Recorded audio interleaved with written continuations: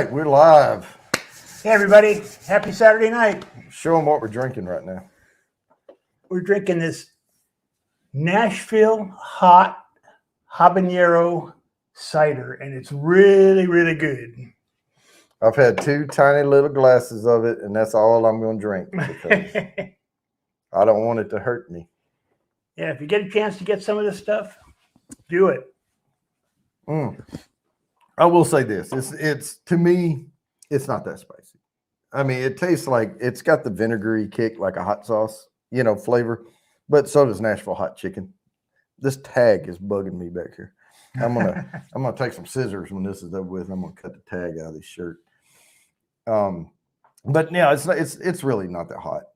I mean, I've had 2, probably 3. So I've had about 6 ounces of it, and yeah, it's not bad. It's not bad. Yeah, it doesn't stick with you too long. Now, before the show, we discussed. Cheers to you, serendipity. Yeah, cheers. We are going to, and this is by request of Joe, be drinking on some Nulu. This is a straight bourbon whiskey. It's an Arkansas pick. The one that I picked up when I went to Arkansas to visit family, and I met up with Jimmy and Marcedale at Sodi's, and I grabbed a bottle of this Nulu Arkansas exclusive. But Nulu, when they put these out, they do them for a bunch of different states, and they do store picks. They do a lot of that type of stuff. So I actually saw when I was in Tennessee, there was a Nulu Tennessee version. Oh, really? Yeah. So I didn't grab it, but because I already had this one. But it's 94 proof, 47%. Batch is ARI because it's Arkansas, but it is a small batch bourbon, very small batch, 4 to 6 year, and of course, it's MGP. But there's a lot of good juice out there that's MGP. There's Smoke Wagon. They do a real good job with it, blending and storing and aging their barrels. Don't turn your nose up at just because it's made in Indiana, because MGP, it all depends on what's done with it after you get the barrel. Right. Right. So let me pour a little of this, and I hope the flavors come through after that Nashville hot cider. Well, if anything, that cleaned our palate. I guess. Yeah. Well, and like I said, it wasn't that hot. It's just I can still taste that vinegar on my tongue. From it, it tasted good, but it has that Tabasco-y Louisiana hot sauce kick to it, the flavor. Let me swirl this thing. Get some air in it. And full disclosure, I washed these glasses earlier, and there was little drops in here, but probably enough water. Hey, Sting Fire, nice. Hey, Cindy. There was probably only enough water in here to make a half a drop of water. So this does have a little water in it because the glass still had a little water in it. So it's only 69 proof instead of 70? No, it's probably 93.8 proof instead of 94 now. We proofed it down.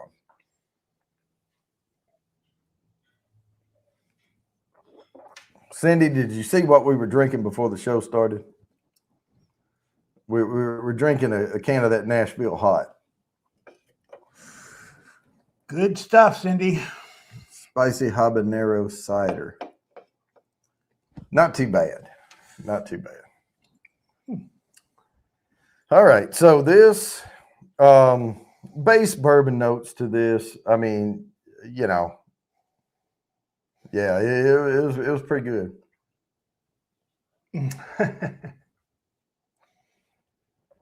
And I also drank the peanut butter and jelly already. I did that the other night. There's a lot of caramel vanilla in that, not a lot of, MGP has certain mash bills. This one, you can tell, is either low or no rye, right? And they have 3-4 different mash bills that people can choose from. And they do have a higher rye. And that's what Smoke Wagon gets, on a lot of their stuff. And like I said, okay, so the peanut butter and jelly time that I drank was The hell was that? That was a mead. Yeah. And so I poured it in the glass, and there's no bubbles in it because it's mead, you know. And but it was good, but it tasted like, I mean, you could really taste the Jif or Peter Panish peanut butter flavor in there, and like Welch's strawberry jam, you know, type stuff. And it tasted like a peanut butter jelly sandwich, but very subdued, like a little watery. And it did have, and it may have been my mind playing tricks on me, because I've had mead before that didn't taste like honey at all, but there was a hint of a honey flavor coming through for me on that one. But I'm no mead connoisseur. Don't go there. You know what I typically drink in the form of beer.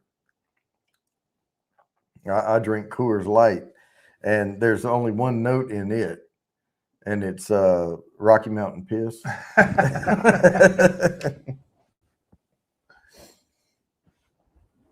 That's good. Oh, it is. It's a good sipping bourbon.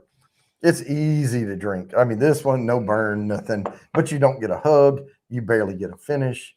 It's all right on the tongue, and then it's gone, you know. Yeah. Yeah. I mean, I've had some mead before. Cindy says she's not a mead person. You know, it is what it is. It's alcohol made from honey, you know, and honey, last time I checked, had a lot of sugar in it. So Yeah. there's plenty of stuff for the yeast to eat. But so you get pulled over, and the officer says, "What have you been drinking tonight?" "Oh, peanut butter and jelly." well, I had peanut butter and jelly with a little honey on it.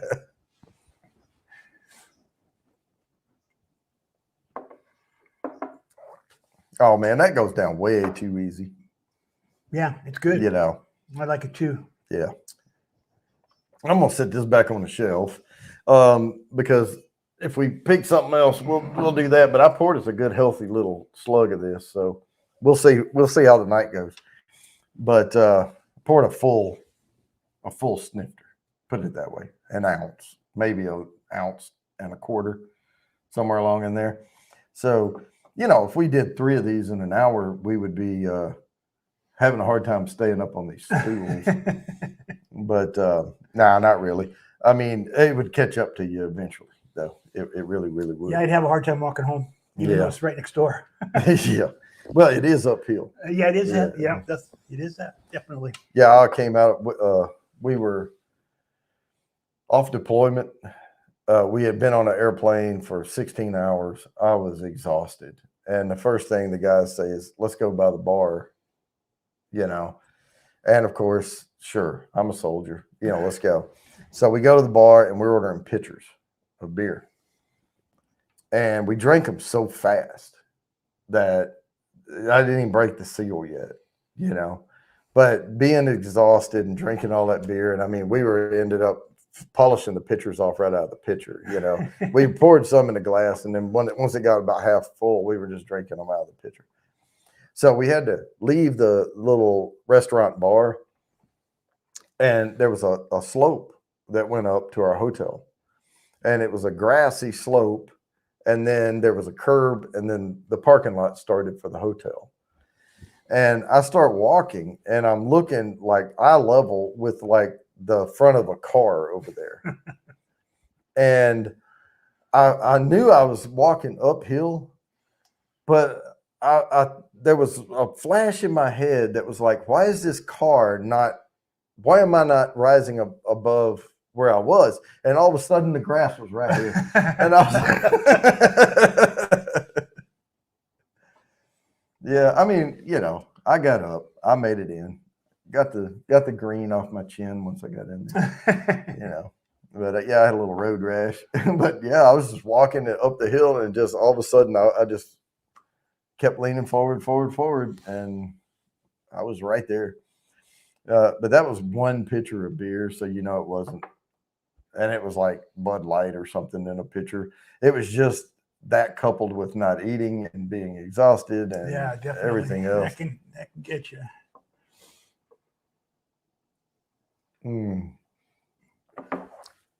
But no, that's really not a bad bourbon. It's just it's good. It's really good. It's good, but it's not. There's no depth to it. So there's a whole city called Nulu? No, there's a district. District. Yeah, in Louisville called Nulu. And Market Street runs up and down in the middle of it over there. But there's a whole, section. Fulton Mraz audition went fantastic. Waiting for an answer from the producers for the next round. All right, well, keep us updated there, Fulton.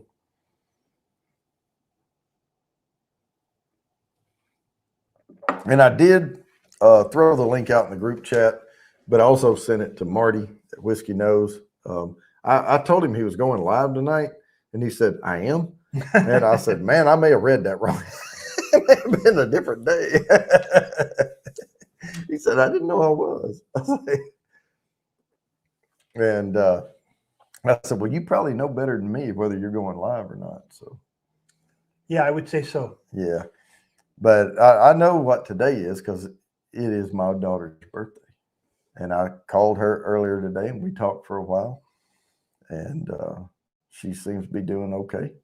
And they were going for her birthday lunch. So we are going to do stuff for her birthday. Of course, it's later here than it is. They're in Central Time. Yeah. So it was like noonish here. And they were, getting ready to head out. 11 or whatever, restaurants opening up. I think she was going for her birthday lunch. Hey, Mr. Fulton, I'm not too sure what the audition is, but he's auditioning for, I think it's America's Got Talent. Oh, really? Is that what it is? Good luck to you. Yeah, good luck. And be rooting for you. AGT. I think that's what it is. But there's so many music shows on. I get them confused. Like Turning the Chairs and the. Can you hear my voice or something like that? Yeah, The Voice. Yeah, that. Oh yeah, she seemed to be in good spirits when I talked to her earlier. So that's a good thing. I got to hear my granddaughters in the background, but it was her day, so I stuck with the conversation with her.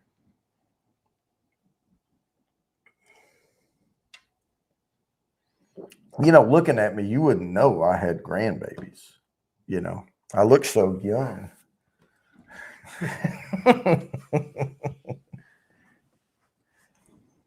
That's kind of a loaded statement, but I agree. No, I agree. I feel young. Yeah, you're as old as you feel, right? That's right. I feel pretty young. I still, sometimes get around and I forget how young some of these folks are that, they come in and they're young hotshots and they come in, they get a year or two after college, and they get a little experience and they come in, they're like, I need to be making this. Well, that's not the way this shit works. It's like, I don't look a day over 20.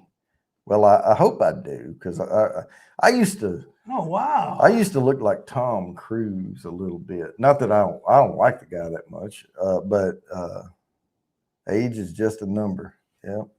So is my belt size.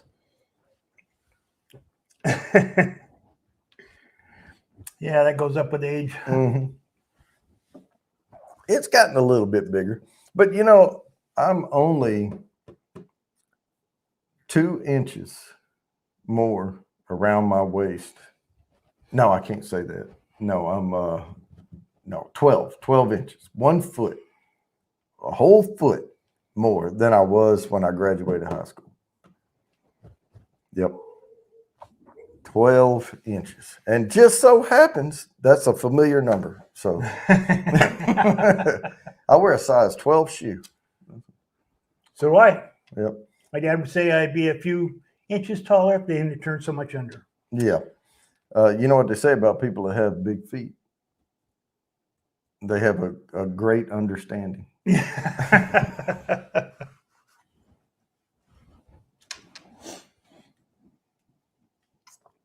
Yeah, somebody was doing the thing. That was an innuendo statement, but the punchline was different. But no, they used to do a thing that says, as far as you can reach back with your middle finger and mark it, that's how long it's supposed to be, type thing. It's like, reach back as far as you can. And I said, okay. There you go.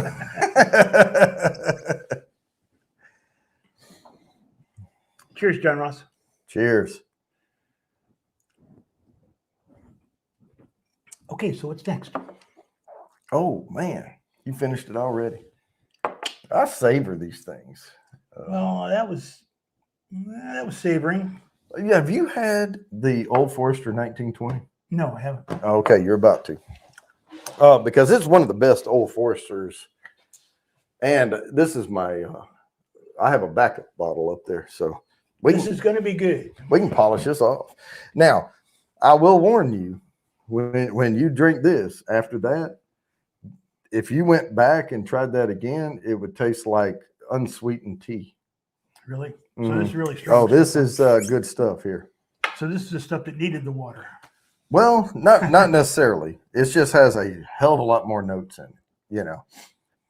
Hell of a lot more notes. I'm going to pour you that much right there. See how dark it is? Look at the difference. Yeah, definitely. Wow. I'm going to leave it sitting out here because I'm going to pour myself a little of it here shortly. But this is an affordable bourbon if you can find it on the shelf. I mean, my experience is you go to the store, if you see it, buy it. Not because it's like rare or anything, but people buy it up. And if you delay on it and go back, that spot for Old Forester, they'll have them all lined up, and that was empty, you know, for the 1920. And there's a reason for that. You know, it's good bourbon.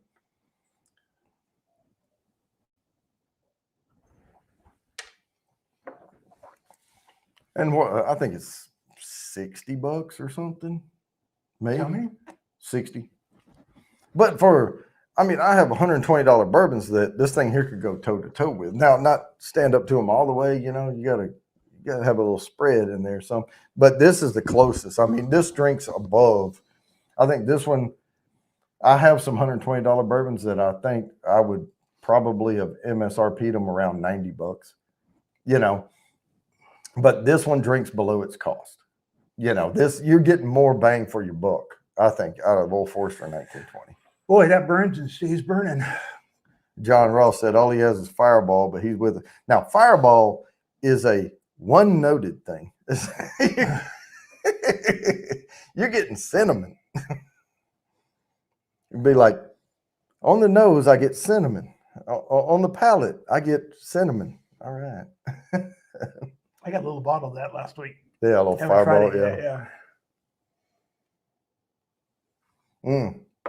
With all those Fireball. bottles, with all those little bottles they had in there, I'm thinking about starting a collection. Yeah.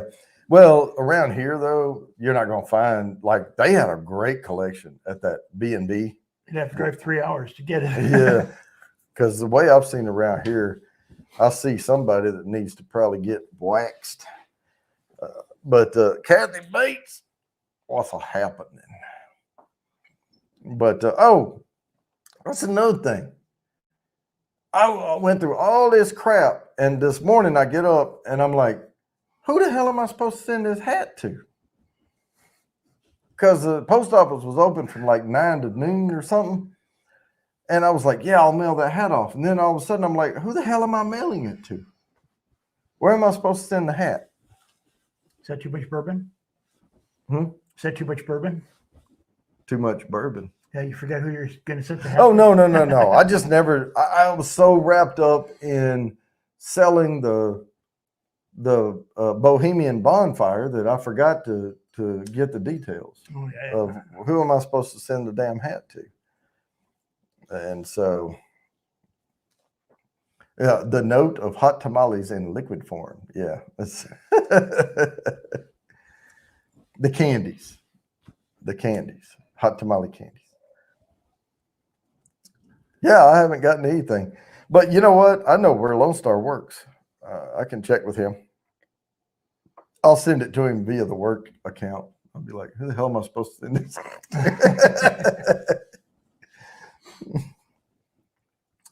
This is good.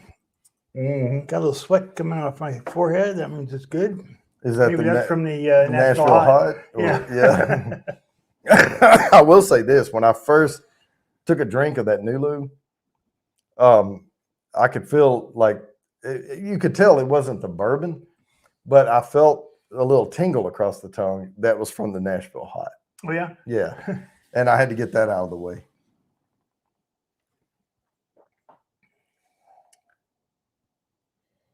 Oh my God! Oh my God! HA. Oh, the hat already. Well, I'm just wondering. I don't want it anymore. I'm going to send it along.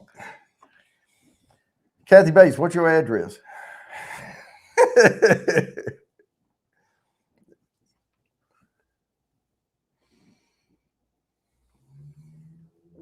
We'll get some Queen Kathy on there. Kitty Purrs, what's going on? Kitty Purrs. All right. Very good. Yep, I'm going to pour some. I like to sip on these things. That way. Yeah, we got a show to do. We got. Well, you remember the other night, last week, when we went and I kept going. Yeah. And you crashed. I was a wuss. I was a wuss. That's well, right. Well, it's because you drank it twice as fast as I do. Oh, is that what it was? Yeah, I paced myself, man. I'm in it for the. It wasn't that we left it at 9 o'clock in the morning. It was 10:15 after driving. No, because I was up till what time did I go to bed last week? It was probably 3 o'clock. I stayed up for the long haul. You just have to catch that wave and don't get ahead of it. You have to just stay right on it. Yeah, you were on your fifth. What was it? Fourth or fifth? Something, but after the bourbon though, I have to rehydrate and I go get the Coors Light. And then I'll get up in the morning and I'll be sitting here and I'm like, because I'll sip on like 5 bourbons over, 3 hours or four bourbons, 5 bourbons, whatever, over the course of hours. And then I'll be like, I'm just going to end the night, with Coors Light. But I do have Miller Lite in the fridge over there now. I will say that.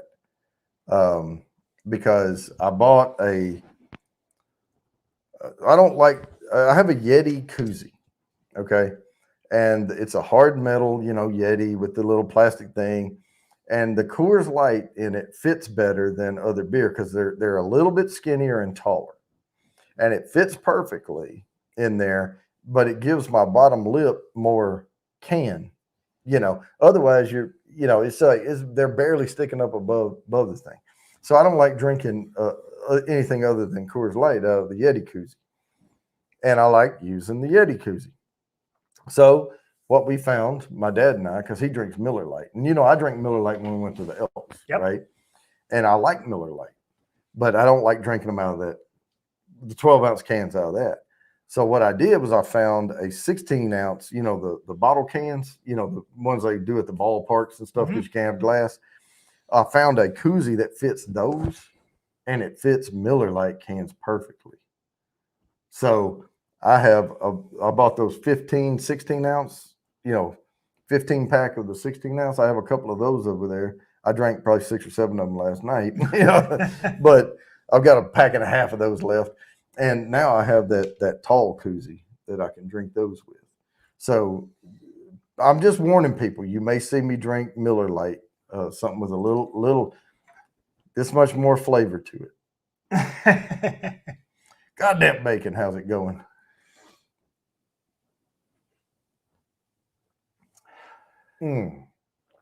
I had to finish that Nulu off so I can pour some Old Forester 1920. I'm slowing down and waiting for you. Yeah, he's waiting for me because I told him that's why he had to bow out at 10 o'clock last week, and I kept going. Yeah, he got his 5th wind. I just couldn't. I mean, I was on 3, and my 3rd win, I couldn't. Well, I will say this. I could put it either way and say, well, hell, I drove, but you also drank Nashville Hot hard cider, all that. And that stuff when I hate, like in the afternoon, like sometimes I'll be grilling brats or something. Hey, man, you got any beer? I don't drink this time of day, Oh, come on, man, let's have a beer. Fine.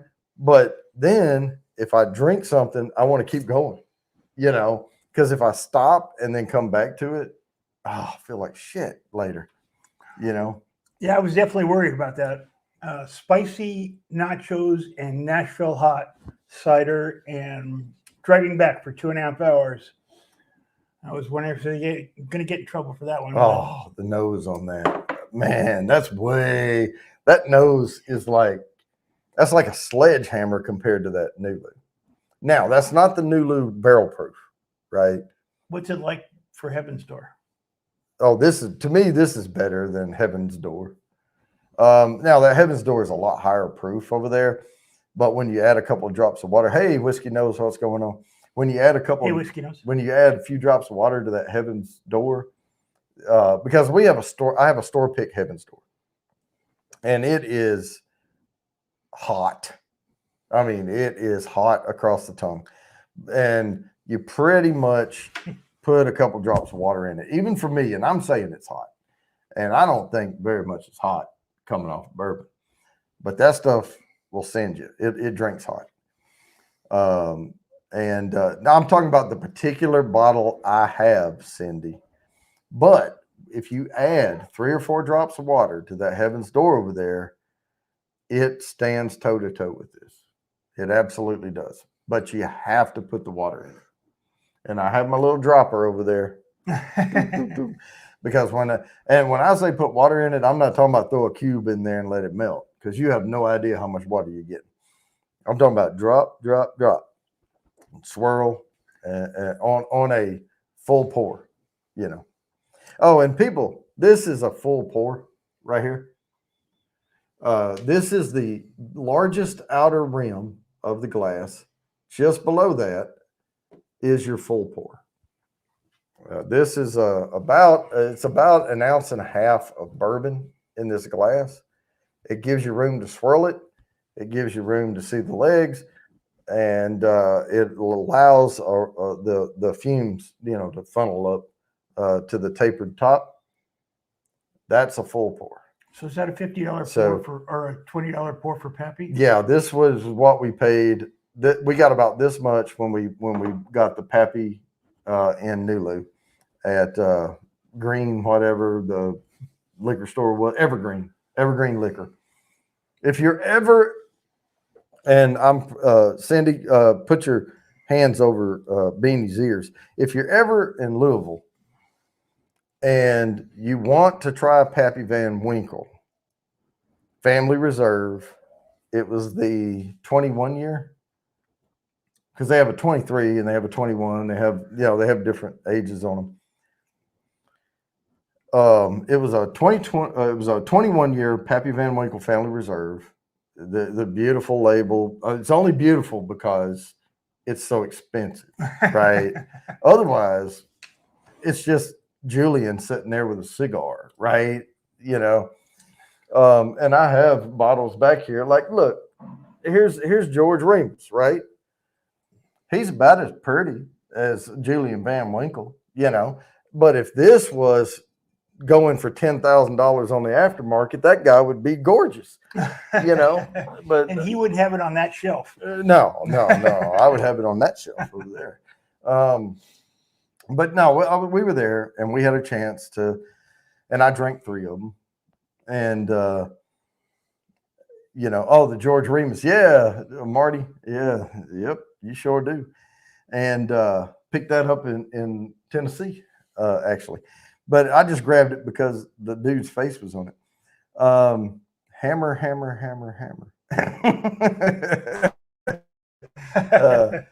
So she thinks we're hammered already? No, not yet. She knows better than that with me.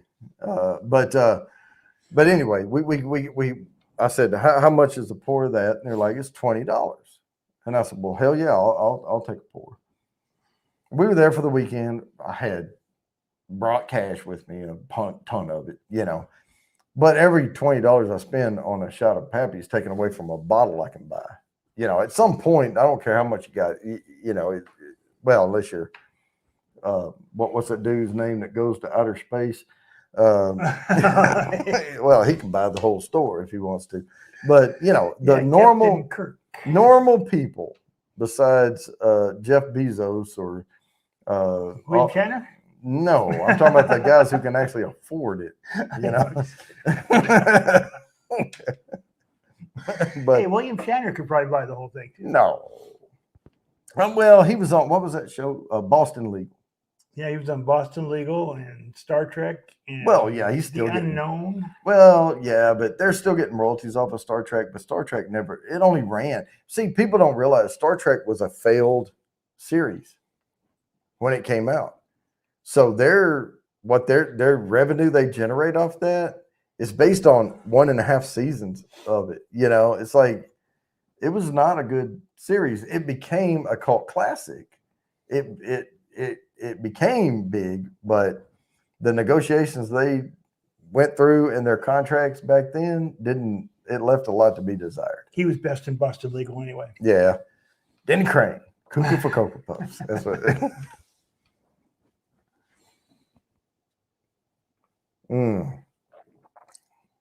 Yep, that's everything I remembered it to be. Now, as much as I was talking this up,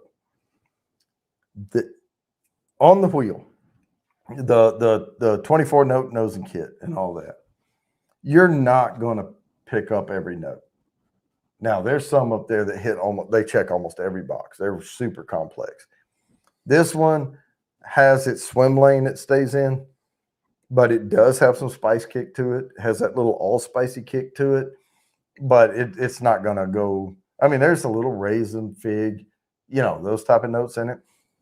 And anytime you get out of the fresh fruit into the darker fruits, you're getting into more aged, more char on the barrel, better care and feeding, for the bourbon and all that. So.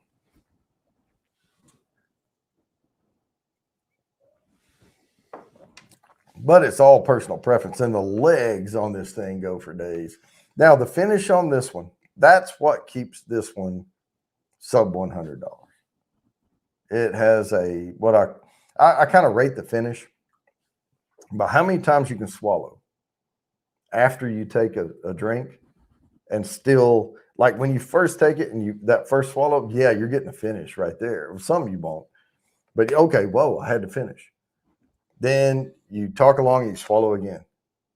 And as you swallow, like, ooh, I can still taste that, and then that third swallow, fourth swallow, that type of stuff.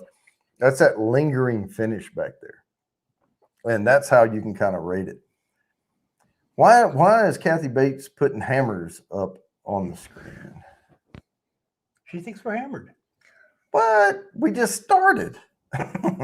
No, you're just kidding. We were drinking 3 hours before the show. No, now, prices vary geographically, okay? But around here, I think this is $60, maybe $65, something like that. So I know it's under 70 for sure. Again, prices vary by geographic location.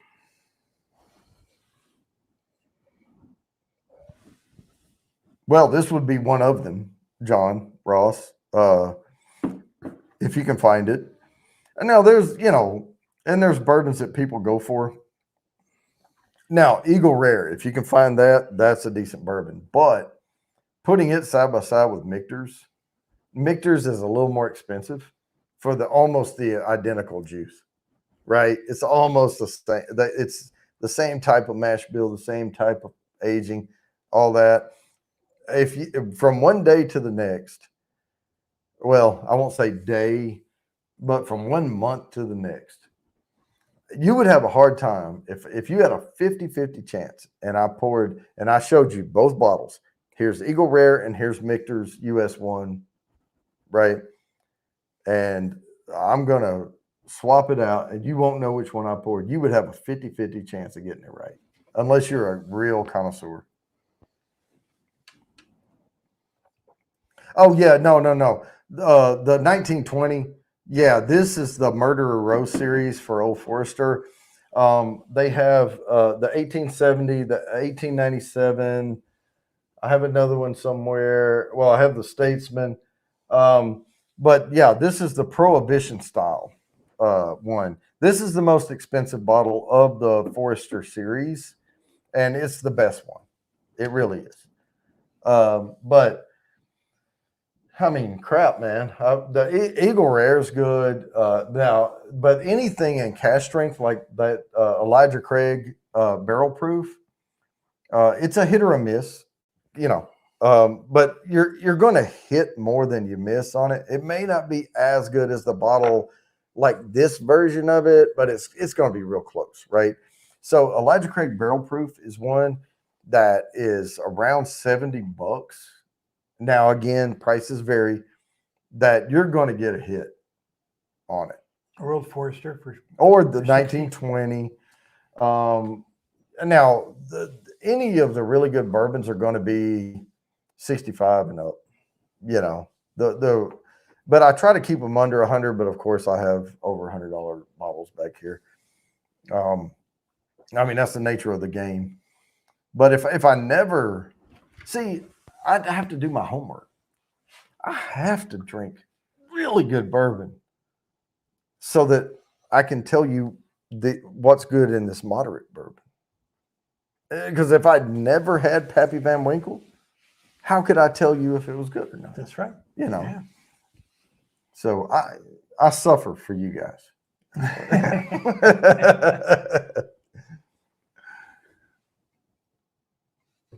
Mm-hmm. All right, Pigskin's in the house. Brenda Baker, Redbird Farm is in the house. Kathy, you be nice. Jody, I gave you my hammers just to be nice.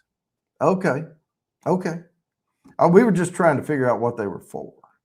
Whether you were wanting to bash us or praise us or say we're hammered or I don't know. Yes, I suffer for all y'all. I do. I drink really, really good bourbons every once in a while so I can remind myself of how they stack up against these behind me. Yep. Mm-hmm. Yeah, that'd be kind of awesome. Some professor in college saying your assignment for tonight is go drink 5 bottles of bourbon and tell me which one's the best. Oh yeah, I would do that. You know, if I were going to go back and get a master's or a PhD, I would want to get it in bourbon, and I just haven't found a college that offers that. So, yeah, no. Nashville hot. Because you know, taking a lab in a class like that would be awesome. Oh, I'll figure it out later, Kathy. I'm going to take it as a positive thing. That's the way I always take everything. So it's positive. By the way, Kathy, I second that motion. He is a smart man. I try. He can figure it out. I try hard. Well, okay. So here's the thing, Cindy. If we check 3 different sites, they say 3 different things. One site says we're going to get no snow at all. One site says we're going to get 90%. 90% like snow by 6 o'clock. A ton of it, right? And one site says, yeah, you might get a dusting, maybe 3 inches, dusting to 3 inches. So right now, I think the weather people are rolling dice on a table and posting to different sites. But we're in that zone of unknown. And I said that the first year I moved here. I called it the zone of unknown because no one ever knows what freaking weather we're going to get. That's a good name for it because we don't usually get the hard hit stuff like the other places around us, but we still get a little bit of it. But if things are moving from west to east, we have the Appalachian Mountains up through there, the Blue Ridge, you know, and all that. And the way I look at it, and this may be totally wrong, but this is the way my mind pictures it. Storm front hits these mountains, gets diverted north, right? If it's strong enough, it may spill over the mountains and get to the foothills. And if it's really strong, we'll get flooded with it, you know? And there's some truth to that. And I know there's other variables in it, you know, with the pressure, whether the high pressure or low pressure is, you know, calming things down or making things speed up or what the frick ever. I'm not a meteorologist. I drink bourbon and know things, but I don't know those things. That's a small problem. The West Coast is about ready to get hit by a tsunami. Oh yeah, tsunami. Whoa, which, by the way, according to the 3 different sites, could be anywhere from 3 feet to 300 feet. So we'll see.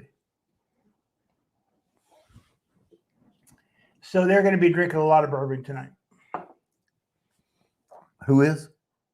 Oh, California? Yeah, California. They're going to drink a lot of bourbon? Yeah, before the tsunami. Before they drown? Yeah. Okay. Yeah, I'd rather be drunk if I drown. Yeah. Yeah, definitely. Yeah.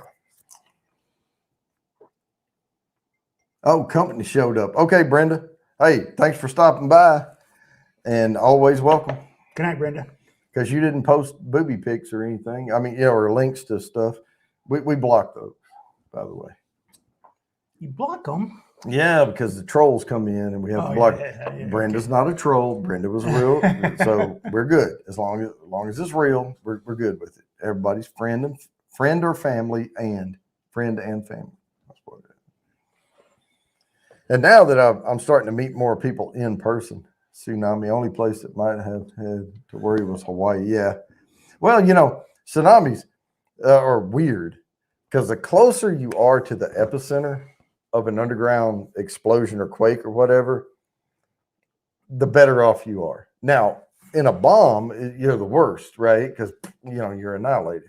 But if it moves right here, you might get an earthquake. Buildings may kind of, get screwed up because you were close to the epicenter. But the waves get bigger as they go, and then you have to deal with storm pushing and all that type of stuff. Yeah, so the Kingdom of Tonga got hit by a 3-foot storm. They're right next to it. Oh, 3-foot tsunami. Yeah. 3 feet. 3-foot tsunami. I mean, 3 foot, I don't think we can call 3 feet a tsunami.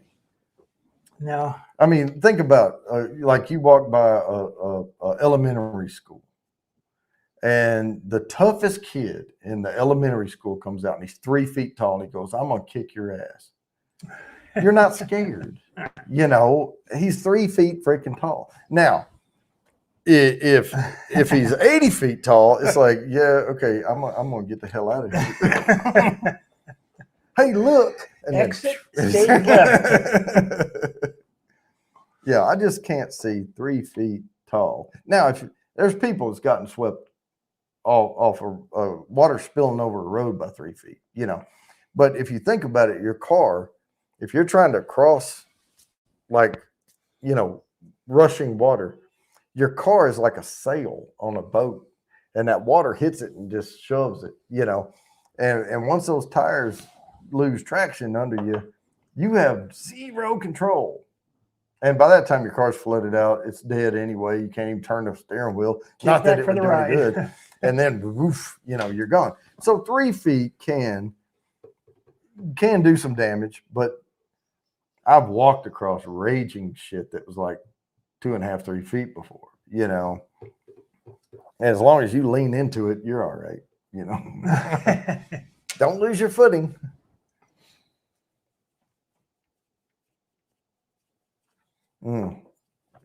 We used to have to cross shit in the military, and we had like rafts, and we had the thing where you pull the cord there. You can only use them once, but they're like this big, and you put them in your pack, and a few of us would have them. And no, you can't ride on it. It's just for stuff, right? But you rip that cord and woof, this thing's out there, and you can put all your duffs on there and everything, and you all get together and hang on to it and drag it across. You're walking, and then when you get to the other side, there's no way to deflate it. And if there's no way to reinflate it. No, you just pull out, and leave it laying there. There's a lot of crap around the world that we just left laying there. Yep. And that's just my group. I can't imagine. I mean, we left a bulldozer in Bosnia-Herzegovina. Oh, of course, we removed the firing pin from it. We went through and we had a checklist. We had to trash all this stuff on it, so it wouldn't be usable anymore. And I'm sure that thing's probably vined over by now or whatever, Yeah, probably. But yeah, there's nothing useful left. I mean, I'm sure, people could get like giant, like bolts and nuts off of it or whatever if they had the tools to do so, but pull some wires out, of it, but it's not going to run anymore. Or if they had a firing pin lying around, they could just use it. Well, we always joke about the firing pin because they say if you have to leave a weapon behind, the only thing in your pocket is the firing pin. So you break it apart, you throw it around, you take the firing pin, put it in your pocket, and head out. You know, because the last thing you want is to come up behind you and shoot you with your own gun. Shot in the ass by your own damn gun.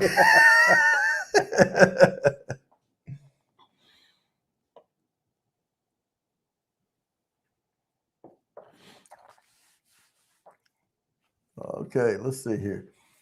Kathy Bates missed Jay. Serendipity said, take care. Oh my God. All right, hang on. The mighty Thor. You know why Thor was mighty? Thor? Because it had his own anvil? No, because he forgot his saddle. He was mighty Thor because he forgot his saddle. He rode bareback. Let's see. Hang on. I got to go get the link. Hang on. I'm a smart guy. I figure things out. And then I go over here and I put the link in and it brings us. Look, now I'm going to mute it because I don't want to echo. And now I'm going to find Kathy Bates and I'm going to say add moderator. And I would add goddamn bacon, but I didn't want to take away from Kathy's, stuff there. So let me get rid of this. Oh, that's what you're sending us the hammers for, so we could play Whack-A-Troll. That's right. Cool. Now Kathy Bates can whack a troll. I'm game. I'll help you out. Yep. We'll point them out. This is one of those things like on the firing range, it's like, to your left.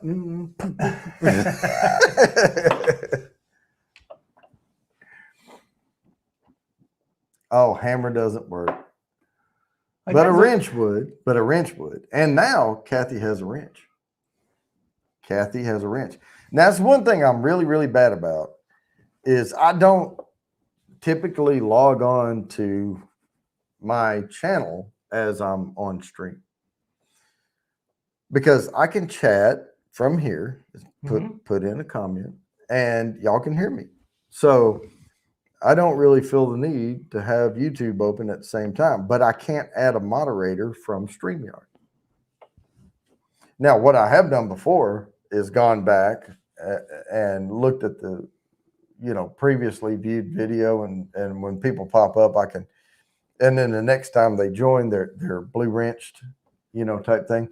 And I will add goddamn bacon at some point because they keep showing up, and they don't cause a ruckus. And John Ross keeps showing up, doesn't cause a ruckus, And eventually you turn everybody blue that and then people show up, but you got to watch out because some people, I won't name any names, can get their feelings hurt if more people are blue and they're not,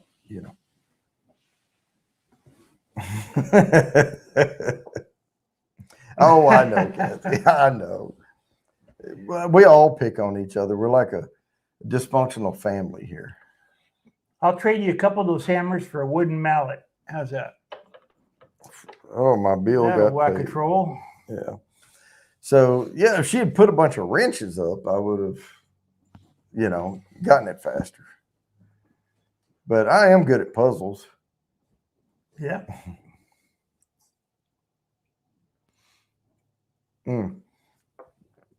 Kathy, the only thing I'll ask is that you don't kick people off the channel if they're being good. That's all.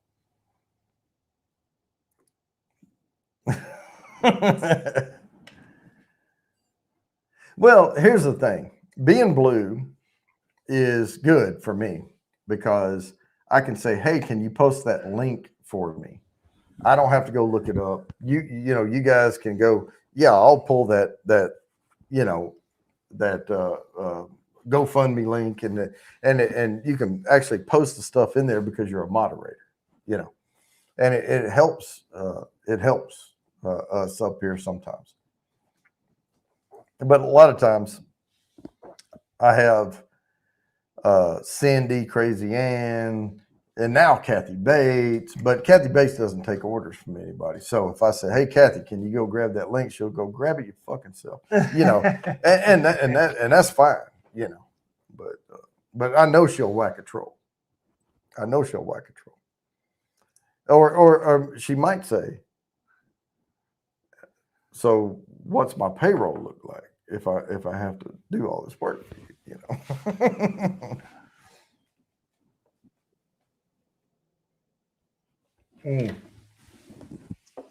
I have seen that before too. It was earlier in the days. We were on somebody else's channel. I can't remember who. It wasn't Phil's, but it was because everything's spicy. But I don't kick people off. I knock them off. Okay, nobody's found. Body to be found, not right? To be found. Yep. So, but we were on there, and somebody had a blue ranch, and they were getting in an argument with a couple of people in the chat. But it wasn't like they weren't trolling. It was like they were just disagreeing with them, and they kicked them off, and they, removed them and said, "No, you won't be a moderator anymore," because they weren't doing anything wrong. They were just disagreeing with the person, and they happened to be a moderator. That was the only time I've ever seen that happen. And I mean, we have to do what we have to do.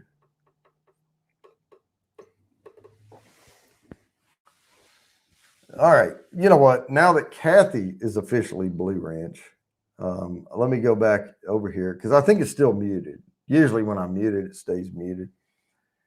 So let's go over here and check right here. Somebody left me a good link for it. I am going to add a couple of more since I'm in the mood for it. I'll do that. Oh, John Ross is blue. Yeah, John Ross is blue. Wow, you got a lot of moderators. I do because these are the people I know, and they keep showing up, and I trust them.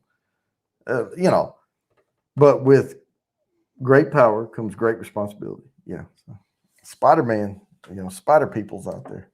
I don't know. Are you sure you want to make a moderator out of an angry Sicilian? Yeah. Okay. I mean, you got to have the heavy. Oh, yeah, that's right. She's the bouncer of the channel. That's right. Oh, I mean, there's some that try to keep the peace or whatever, but then you got to have the heavy. And the heavy comes in when others can't handle them. Kathy will come in and be like, "Y'all, step aside. Let me show you something." And there you go. Oh, yeah. No. And I'll tell you this. I have 2 Facebook pages. I have a Facebook account that is Bourbon Bounty. And if you hover over that, like, how you can see their channel page, when you hover over who they are, if you see a snifter that says official site administrator, that's my Bourbon Bounty account, like a full-fledged account. If you hover over it and see my channel page, like on YouTube, that's my page, Bourbon Bounty page. And I created a Bourbon Bounty account that says official site administrator for Bourbon Bounty, right? So that's me, and that's more behind the scenes crap. I am on the group chat that we have, with Crazy Ann, Groovy, Jimmy, all those, Cindy, all that. And, we post the links out and stuff like that. That's tied to that account, not the page. And the page, I update it. I do a lot more activity on the account than I do on the page. It's sort of like a fan, OnlyFans type, like behind the scenes thing. Oh, okay. Yeah. What could go wrong? you know, what could go wrong with making Marty blue? I'm like those news people. I'm not saying anything. I'm just asking questions. You know, what could possibly? Sorry, I drank the rest of this. Oh, that's good. That's good. Is it okay? Yeah, I don't want it. I love this stuff. New founder Ingalls family. I did a post today on my community tab. You are entered in the quarterly drawing. Where is Whiskey Nose? What the hell? I was going to just find it right quick and do it. Oh, there it is. There he is. Hang on. Finally found one. There. Done. Now you're blue. Whiskey Nose is blue.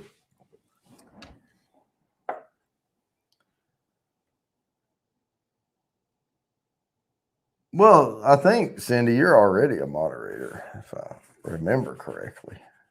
Because when I was scrolling up trying to find Whiskey Nose, that damn near everybody was blue. But yeah, entered in. Now,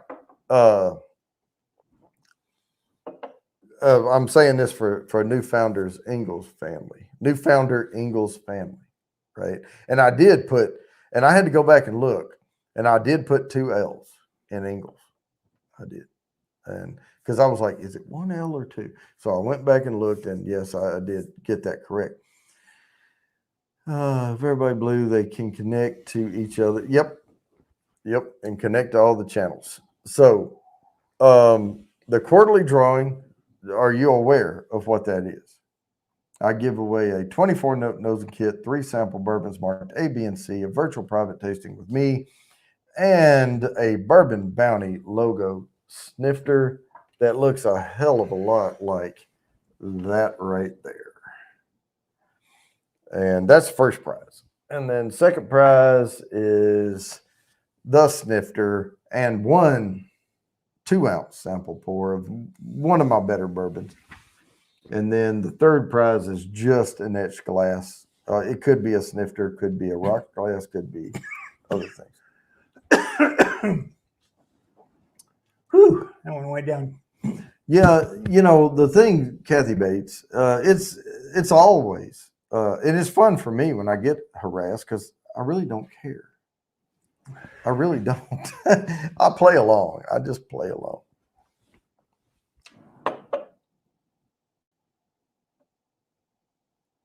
Let's see. Let me make this bigger so we can read it. Let's see. What's everyone's set up from house bourbon? Mine was Larceny since it was a decent price from the Walmart I used to get curbside from. Larceny, okay. Larceny's Heaven's Hill. Okay, Heaven Hill. Same as Elijah Craig. Same also as the McKenna 10-year. All of that's Heaven Hill.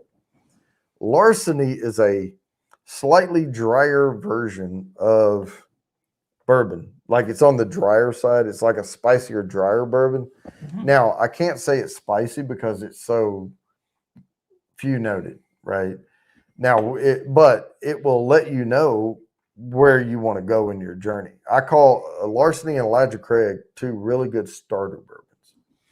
So if you get, and you can get them for $30-something a piece, you know, or around $30 a piece or whatever. So if you get a bottle, and I'm talking about 750 milliliter, you know, if you could find smaller bottles or whatever, do it. But even if they only have them in 750, you can get Elijah Craig and you can get Larceny. And I'm talking about the small batch from Elijah Craig, not barrel proof, not 18-year, not, you know, all that, the base stuff. That you try those side by side, and you will figure out, you know, from sipping them back and forth, that Elijah Craig is a lot sweeter than Larceny, because the opposite of sweet is dry in wine, bourbon, drinks, you know, all that. Dry gin or dry vermouth, sweet vermouth, you know, that type of stuff. So if you like the drier side, then you may, I mean, I can send you to some bourbons to try. If you prefer, if you say, man, I like Elijah Craig way better than Larson. Well, I'm going to shy away from some of the things I would send you to over here and send you more down that sweeter, wheater path, you know. But it all comes full circle at the end. But because at the end of the journey, you're getting both sides of the coin. But it's how you're going to get there. And if you prefer the drier side, I can send you around the right side. Or if you prefer the sweeter side, I can send you around the left side. But basically, what you're going to end up with is an appreciation for these extreme noted bourbons that are going to rock your world, you know. Yeah, I call Elijah Craig the honeysuckle bourbon.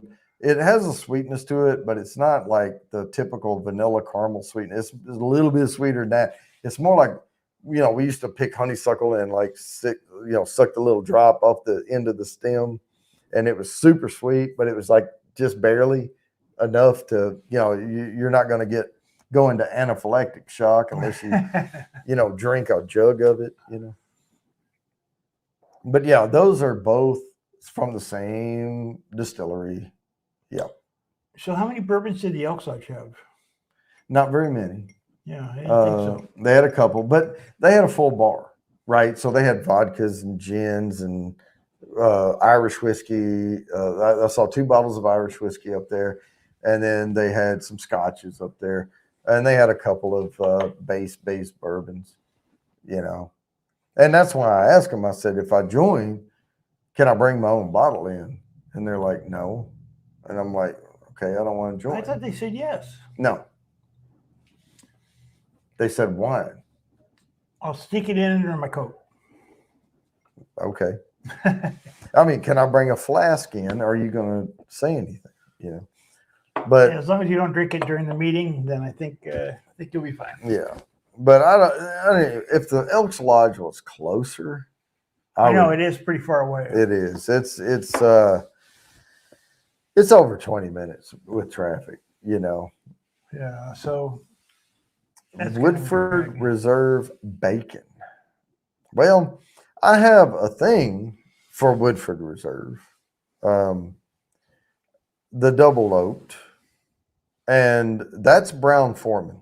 Okay, so Woodford Reserve is Brown Foreman, and you can go look up Brown Foreman and look up all their different bourbons. They have a lot better offerings, I believe, than Woodford Reserve. But I prefer the double oaked over the regular Woodford Reserve. And it's typically only about $6 or $7 more for the double oaked. And you're getting, to me, a better experience out of it. You're getting more of the wood notes and stuff out of it. Yeah. So Brown Foreman, I have some other Brown Foreman stuff up there. I may have said that wrong about Elijah Craig. Is Henry McKenna? Wait, hang on. I may have said that wrong. Nope, that's Heaven Hill. There's another one. Yeah, I knew that. I was second guessing myself. But no, I have another one up here that's pretty good, and I can't remember which one it is now. It's a Brown Foreman. I can't remember now. I have 127 bourbons over here. Heaven's Door? No, it's not Heaven's Door. Heaven's Door doesn't disclose. No. You know. It's good though. But and I'll say this again about the Tennessee whiskeys. Almost every single Tennessee, Jack Daniels, okay, Uncle Nearest, that's another famous, they're really good Tennessee whiskey. Those are 2 I'll name. Could be called, legally be called bourbon. So what was that, Uncle Nearest? Oh yeah, there's a bottle of it right over there. And the only reason I keep Uncle Neary over there is because they refuse to call themselves a bourbon, or they would be right here behind me. You know. Yeah, they don't know what they're missing. Oh, yeah. I've heard this, John Ross. I've heard this, and I have not tried it. But there was a high-end whiskey bar that put bacon, like thick slab bacon, on like the mesh thing, the tray over a sheet pan, and would bake it. And they would put brown sugar on it, like a heavy coat of brown sugar, and let it melt over it as it bake fried. And it would come out crispy and everything. And there was a drink they would do, maple.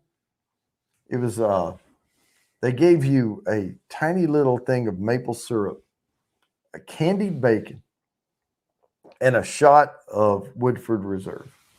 Oh, wow. And they put the Woodford Reserve and they would smoke it with the smoke chips. And so they called it Applewood Double Smoked Candy Bacon with Candy Maple Bacon is what they called it. Yeah, it was because they smoked the Woodford Reserve, and it was the double oaked anyway. And they would do the or whatever, whether it was oak or mesquite or apple or whatever. I think it may have been apple wood or something. They would smoke the shot of double oaked Woodford Reserve. They had a piece of candy bacon with a heavy brown sugar coating, sticky stuff, but crispy, and a little tiny, like, I don't know, a quarter ounce of maple syrup. And it was one of those trays they would bring you, and you're supposed to mix your own drink, So the Woodford Reserve Double Oak would be a shot in a bowl glass, like a tulip glass. And then you pour this in, and you put the bacon in, and then there's something else you had to do. I forget what it was. And then you're supposed to put your finger on the bacon because it's, sticking out the other side. Take a sip, turn the glass, and bite the bacon. And that was the way you're supposed to drink it. And that sounds like fun. And it was sitting down in the glass. Oh yeah, it was a hoot. And we had a few of those. But it was a fun night, See, I've done the smoke thing at the restaurant. It's okay. Felt waste time. Yeah, and they charge you a couple of dollars for it. And honestly, I don't know, because there was so much going on with that little tray where we mixed our own drinks. I don't know how much the smoke helped or didn't, or how much came from the bacon or what. Because you do it the way they had a little placard up there, like step 1, 2, 3, and it was a fun thing to do. And yeah, we got hammered on Woodford Reserve Double Oak that night. But we had a lot of good bacon.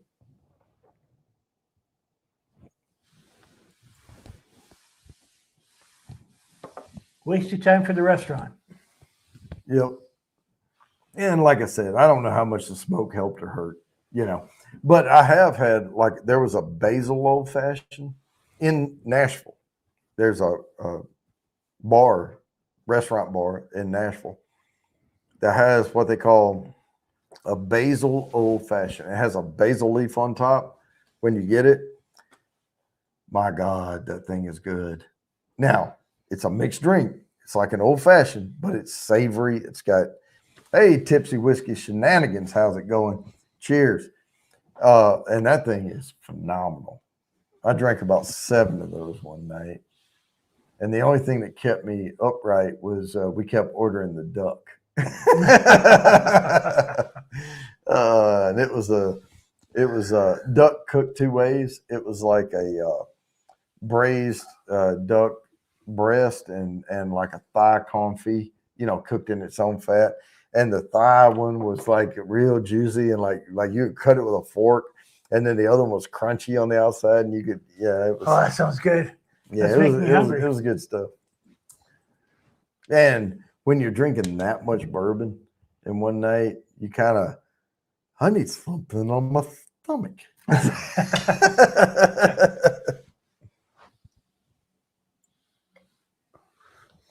Yeah, the stomach's yelling at you saying, get something in me now. Oh, and I was paying for the whole thing, but a company card. But this dude with me at the table, like I had like 12 people at the table. Of course, our bill was like $2,000 or whatever when we left. But Dude was sitting there, and I'm like, all right, yo, we need to chill out. We need to chill out, And he orders like this $35 bone marrow appetizer because the waitress came around and he's like, hey, bring us this. Bone marrow appetizer? It is like a cow femur cut in half, like a big chunk of bone. And what they do is they cut it in half and they broil it and they mix seasonings and all in. And all you get is like the marrow out of the center of the bone. And you put it on these little crackers, and it's like supposed to be like caviar or something. It's like super fucking expensive for like a little bite of food, And I'm not all into that. I'd rather cook a porterhouse steak, Yeah, I'll stick to caviar. I mean, if I'm going to, and I've spent a hell of a lot of money like before, because I would go buy a rib roast, like bone in fucking big old rib roast. And I used Umai dry aging bags, and that refrigerator sitting right over there, when it's not full of beer, because they threatened a winter storm. I had to go get 5 cases of beer to put in the fridge, but just in case. But, I'd have half that top shelf empty, and I would have it in there with a little tag on it to show me. And I've done like 60-day dry aged beef in there before. Wow. And yeah, it costs a couple $100 to do all that. But I got like 9 or 10 steaks out of it. Best steaks ever, ever, ever, ever. National Strawberry Ice Cream Day. You know what, Fulton, if you go to Google and you type in National Blank Day, there's probably like 7 or 8 other things today is too. Oh, yeah, probably today, yeah. Yeah, if you type that in, it'll have one for every day. I mean, yeah, and it's probably sharing it with some other things. But National Strawberry Ice Cream Day. Yeah, last week was National Donut Day, and I guess. Yeah, National Sub Day. National Hide the Pickle Day.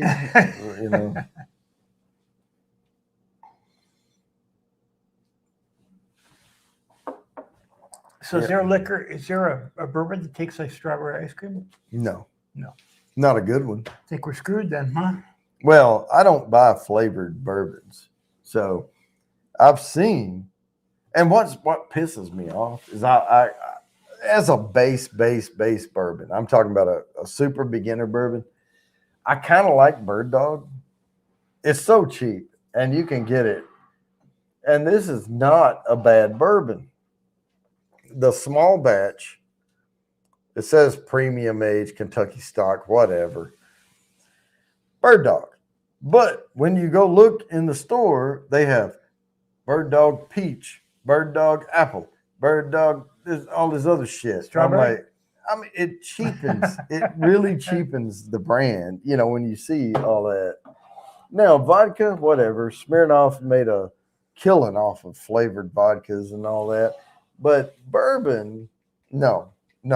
Leave my bourbon alone. Don't make it better with reality, not putting schnapps in it.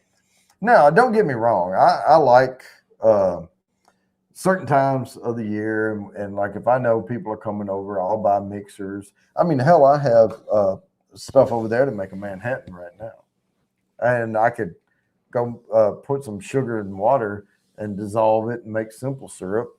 How about a dry martini? I do not have gin, and I do not have vermouth, but so no, I can't do a martini for you. I'm more of a whiskey guy, instead of the neutral spirits. I do have some vodka over there, but that's what I make my nosing kit with. But if you had to have vodka, I could give you the cheapest shit I could find on the shelf. Oh, he used to have vermouth. I have not had vermouth. Yeah. Me? Yeah, my dad. Oh, your dad. I thought you said you used to have vermouth. No, I was like, no, I don't think so. I cannot stand those. Ooh. He liked them really dry with vermouth. Well, when I was maybe 22, 23, somewhere along in there. And I went to a bar. And I know I've told this story before, so I'm sorry if you're hearing it again. And I was going to step up and be a big boy and order a real drink. And the only thing I could think of was a martini.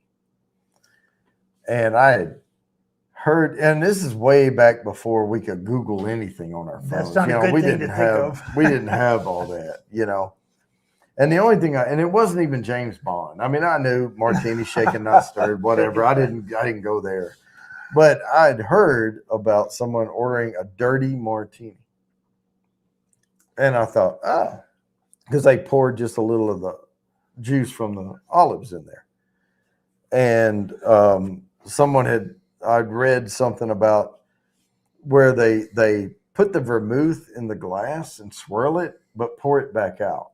And it's called having the essence of vermouth, right? So I said, I want a martini with the essence of vermouth and make it dirty. Oh, and can I have 2 olives?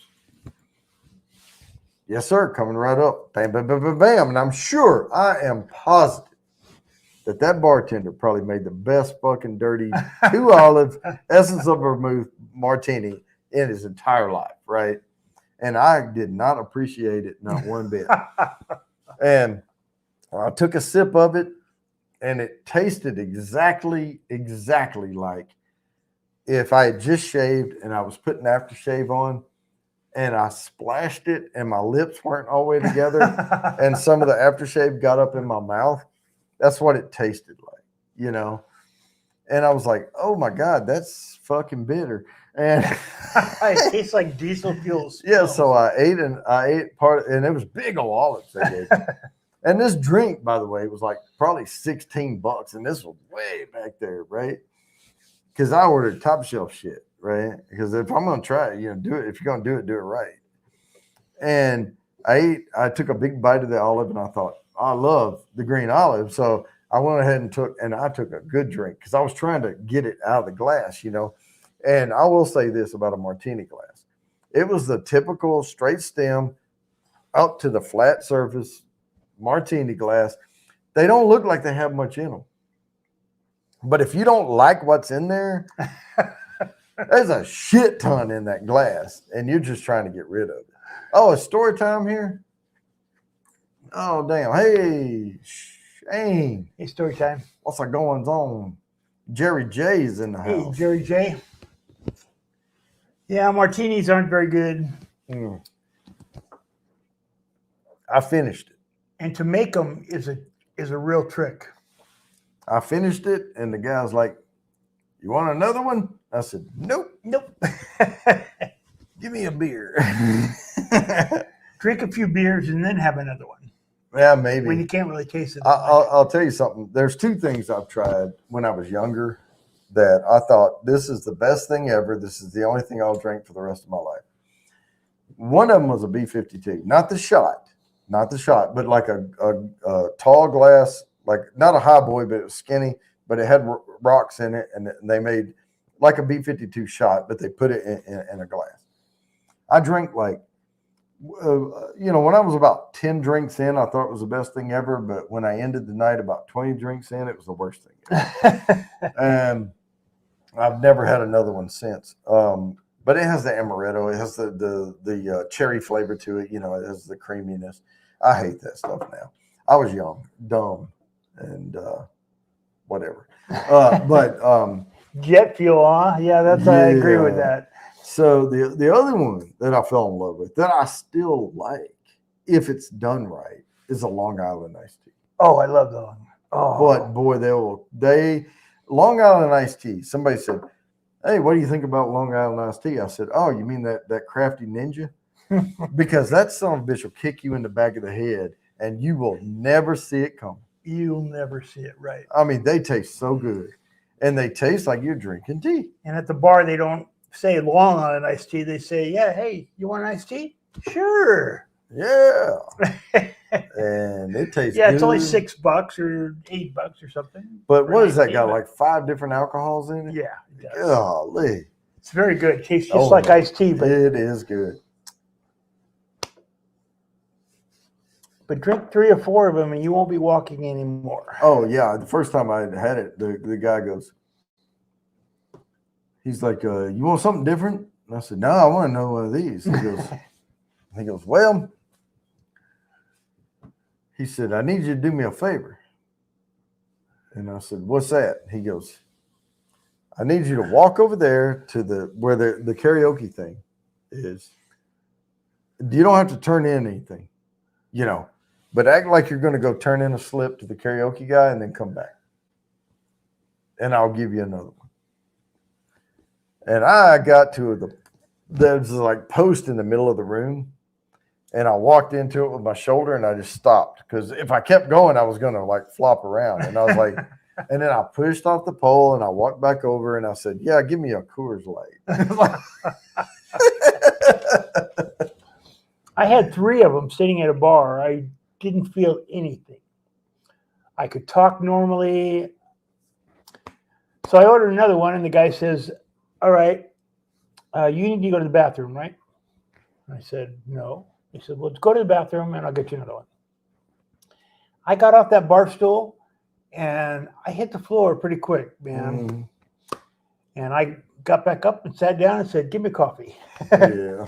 Well, I tell you what, man. We got so messed up one night. We were in Baltimore, Inner Harbor.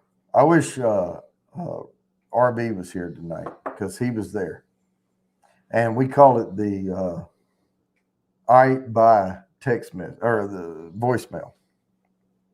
And we're sitting at the bar and we were ordering, I forget what, a Crown and Ginger or something, just because they didn't have a lot of selection. It was it was called the Powerhouse in Inner Harbor area at Baltimore. And it's like a nightclub, right? So it's not like a place you go in and you look at the top shelf and go, yeah, I want some this or that. You get well pours or whatever. But we were drinking, they had Crown Royal, and I was like, okay, Crown and Ginger Ale. And after a while, it was like Crown, Ginger Ale. And we were getting fucked up. And we were entertaining the bartender. And he, and it was a guy, and he was like, man, you guys are a hoot, whatever, And he's pouring strong ass drinks. And I'm sitting there, and there was these, in that Powerhouse Club, there were these like low walls. Like there was like a cordoned off area. Like we were at the bar and there were pub tables and there were these like, I don't know, pub height walls running along. And then there was these posts going up, but you could look and see over there. And if you were drunk, you would just walk right over that wall. And when you did, your face would just go straight down, right? And we were laughing, watching people walk into the low wall and all this stuff. And so Richard, he goes, I gotta take a piss. And I'm like, all right. So he heads off, and of course I'm looking around, and it's like boom, boom, boom, boom, boom, lights, and you're trying to catch what somebody looks like through a strobe, and I'm people watching. And I sit there and sit there and sit there and sit there and sit there, and I finish my drink, and I'm feeling it. Because this is about like 12:45, 1 o'clock, whatever. And I think they closed at 2 or whatever. And I was worried about them doing last call or whatever. But then all of a sudden I could feel like it feels like you rub sandpaper across your tongue, when you've had too much to drink. And it's like, and so I was like, yeah, I think I'm about done. So I need to find Richard because I'm ready to go back to the hotel. And so I tabbed out, and Richard, then I found out he had already tabbed out. And the guy's like, oh, no, he tabbed out he left an hour ago. And I'm like, really? Well, thanks a lot. So I look at my phone, and it's like boom, boom, boom, boom, boom. You can't hear shit. And so I pull my phone out, and I see I have a voicemail. So I try to listen to it, and I mean, it's just like, dong, dong. And I'm like, God damn, I can't tell what it's saying. So I go to the bathroom. And I go up in the bathroom, and there's speaker in there, but it's quieter, right? So I try to listen to the voicemail. It's just like, and I'm like, God damn, I can't hear shit. So I'll go outside. Well, I've already tabbed out, so I went outside. And I don't want to leave a man behind, So I go outside, and I get away from the club, and I can still feel the boom, boom, coming through the wall. but it's quiet now, and I hear, and I'm like, man, I still can't understand this. He's a big boy. He's on his own at this point. I'm going back to the hotel because you got to watch which pier you walk down to make sure you get to the right one. Because once you get down there, there's no way to get across. You got to go all the way back and around. Uh-huh. And of course, I'm walking, like leading with my head probably by about a foot and a half, going, I look sober while I'm walking down this road, and you're trying to just keep your feet under you. And I get to the hotel, I get up there, and I'm like, okay, I'm gonna listen to the message. So I said, oh, fuck it, I'll listen to it in the morning. I plug my phone in, and I crash. And I wake up in the morning. I don't feel that bad. I'm professional, And so Thomas Metal, how's it going? And so I listened to the voicemail, and I'm like, that doesn't make any goddamn sense. And the voicemail said, goodbye. All right, bye. That's about what it said. Something like that. And it took me playing it back for him on speakerphone in the middle of a restaurant and go, listen to yourself. This is the voicemail you left me when you decided you were going to go back to the hotel room. And left me on my own down there, dude. I'm a dainty soldier. You got. I need backup, man. It's like, oh, but no, he left me down there, and I finally made it back to the hotel about 2:00. But no, we call that the "I" by voicemail because that's the only thing you can understand on the entire voicemail is "all right, bye." And later he told me, he said, man, what I meant to say to you was, I realize I'm too drunk. I have to go home right now, or I go back to the room now. All right, bye. And what sounds logical? And what came out was, all right, bye. So he was too drunk. He was way too drunk. But yeah, man, that was crazy. So wait, and you're let's right. see here. I do need something more in my glass. Thank you very much. Thomas Metal 75. Cheers. I reviewed High West Campfire A91 today. The only High West that I have is not the Campfire, but I do, and I drank it the other night on my stream, is what the hell do I have? Right here. It's in my hand. I'm touching it. This is the only High West I have on hand at the moment, is the American Prairie Bourbon, but I think it's really good. As a lower end, but it has some good earthy notes in it. And if the Campfire is as earthy, grassy as that one, I think I would really like it. I'll grab one if I see it. Here's the way I do this in North Carolina, ABC store. If I go into the store and they have a bourbon I've never gotten my hands on before, take it to the counter. We will cha-ching it, right? And then I'm left after that with what variation of something I've already had do I get, But no, if I've never, and we just don't have the good selection. And we don't have any selection there. Is the Campfire, the High West Campfire A91, is that a bourbon or is that one of their rye offerings? I don't know that either. Hey, John Ross, I'm a newbie too, so welcome. Yep. And that's why we're doing this Saturday stream, because we're just trying to teach people, trying to pick a master's brain here. Not master, boss level, maybe. Slight, man. Slight you're right in the middle. Right in the middle. I'm not a master. I do keep getting like suggestions on my Facebook and everything to like follow like folks that I disagree with, on some things. Not that I disagree with them on everything, But I think at some point, you can become pretentious. I'll just put it that way. And I try to keep it real. I don't judge people. If you come on here and say Fireball is the best damn alcohol, because you can't call it a whiskey because it's a schnapps, really. I mean, you can. It contains some. But if you say Fireball is the best liquid in a bottle, and that's the only thing you're ever going to drink, I'm going to be like, grab you a bottle because we're going to be drinking 3 of them, you know. I mixed Fireball with Old Forester, and I thought that was the greatest drink ever.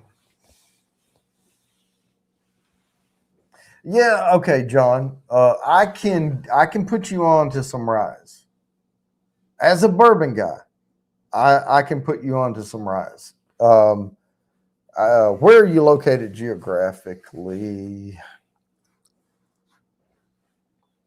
I mean, state-wise. You don't have to give me your address. I'm just saying, like, you know, Ohio, Carolinas, Tennessee, Chi-Town, Chicago, you know, stuff like that. Because I don't know. I've got a friend in California. That's all he drinks is rye. Well, there's some good ryes and there's some bad ryes. Just like there's some decent gin and there's some really perfumey, like cologne tasting gin out there. Maryland. Okay. Well, I can't help you because they don't make good ryes in Maryland. No, I'm kidding. No, if you want to start getting into ryes, the one that came to mind right off the bat, because it's the one that changed kind of my mind on it, was Mammoth Woolly Rye.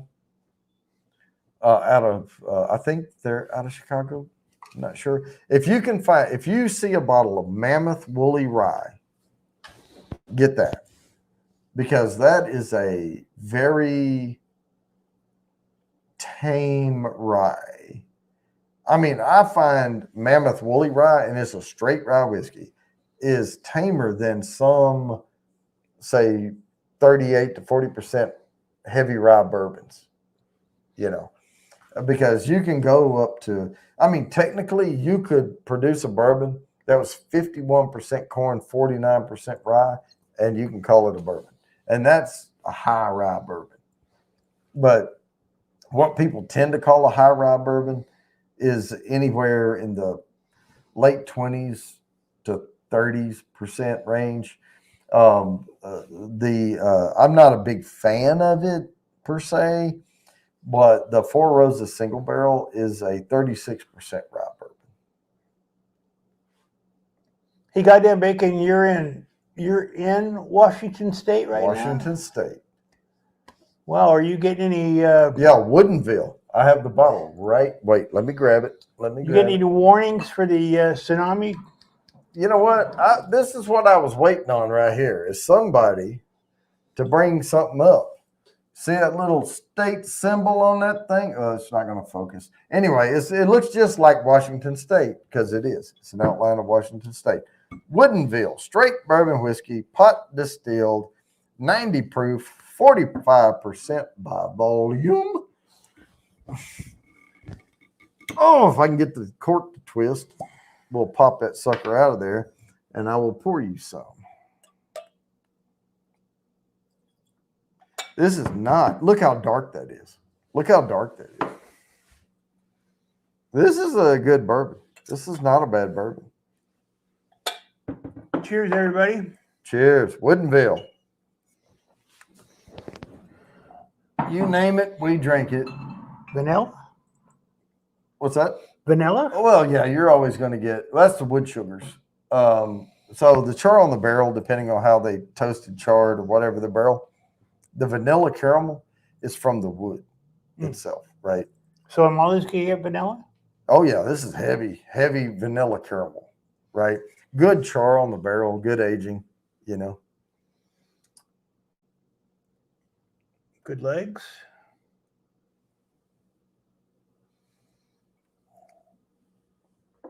Now, just remember, we're pouring this in the same glass. We're not getting a clean glass on these things. Yeah, I got an alert from AccuWeather. Not holding my breath. Let me bring that up. Up. There it is. on your breath. And that's awesome. You can get On the other side of the country. yeah. Yep. But Well, good luck. now after the 1920, I will say this is a little tame, but the notes are there. They're subdued a little. Now, if it was the first thing we drank tonight, it would be a lot better. It would be a lot better. But the first stick we drank tonight was this. Well, yeah, but I had to wash that off my tongue with that other bourbon.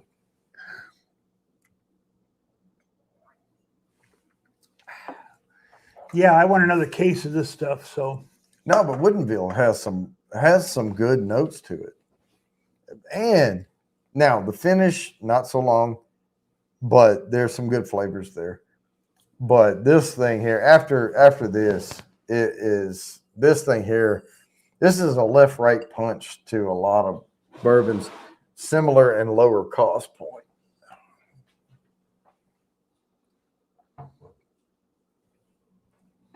But we are going to settle into this. Scottish. I go Scottish. Oh, you want me to do Scotch? Man, I don't know shit about Scotch. I mean, I know what I have on my shelf over there. No, there's the problem with Scotch that I have is a lot of Scotch uses used bourbon barrels to make Scotch. And I don't have a problem saying that I like some Scotches. But there are some pretentious Scotch folks out there that look at bourbon as a subpar product. And I'm like, so if it's so subpar, why do your blessed distilleries keep buying up all of our used fucking barrels?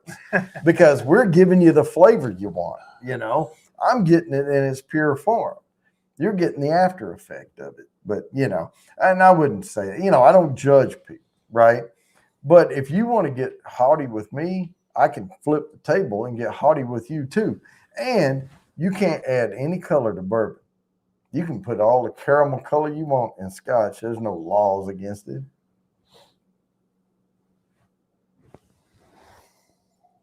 But with that said, I like the Highland Scotches better. I mean, that's my sweet spot. Is the hell do I have up there? Dalmore, Glenmorangie. Those are the ones. Some of the ones I have up there. But no, I'm not going to go Scottish on you.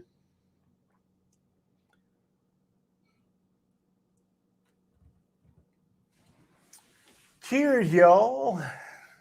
Oh, you talking about Groovy?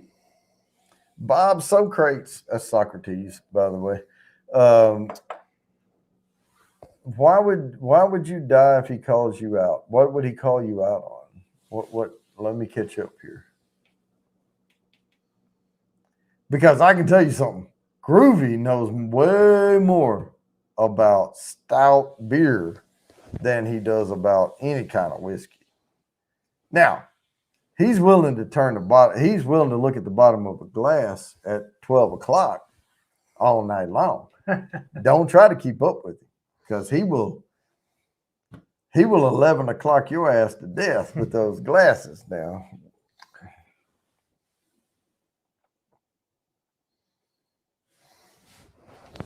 That OCD number 5. OCD number. I've only had yes, no, yes. Absolutely. You said it wrong. You misspelled marshmallow. That's why it threw me off. Yeah. That is a s'more. What is a s'more? That damn OCD number 5. That is marshmallow fluff in a bottle. I think we tasted that, right? Do you want to taste that? that? It's sitting right up here beside the Christmas Obtainium. It's one of the most interesting things. It's one of those things where if you're craving dessert, it's the best thing ever. But if you're hungry and you want a steak, it's like eating your cheesecake first. You want the steak, right? Yeah, that is some really, really good stuff. No, that I tell you what, and it's one of those I keep in my back pocket up here. If somebody says, "All bourbon tastes the same," oh really? Here, try this.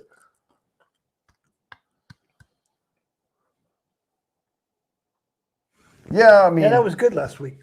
I haven't. I mean, I always don't. And American whiskey, I usually tend to buy. If it has a BOURB on it, is when I buy it. What's But that spelled?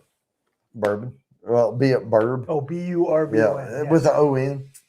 So If it has a BOURB on it, on it. Bourbon. I got it. Yeah.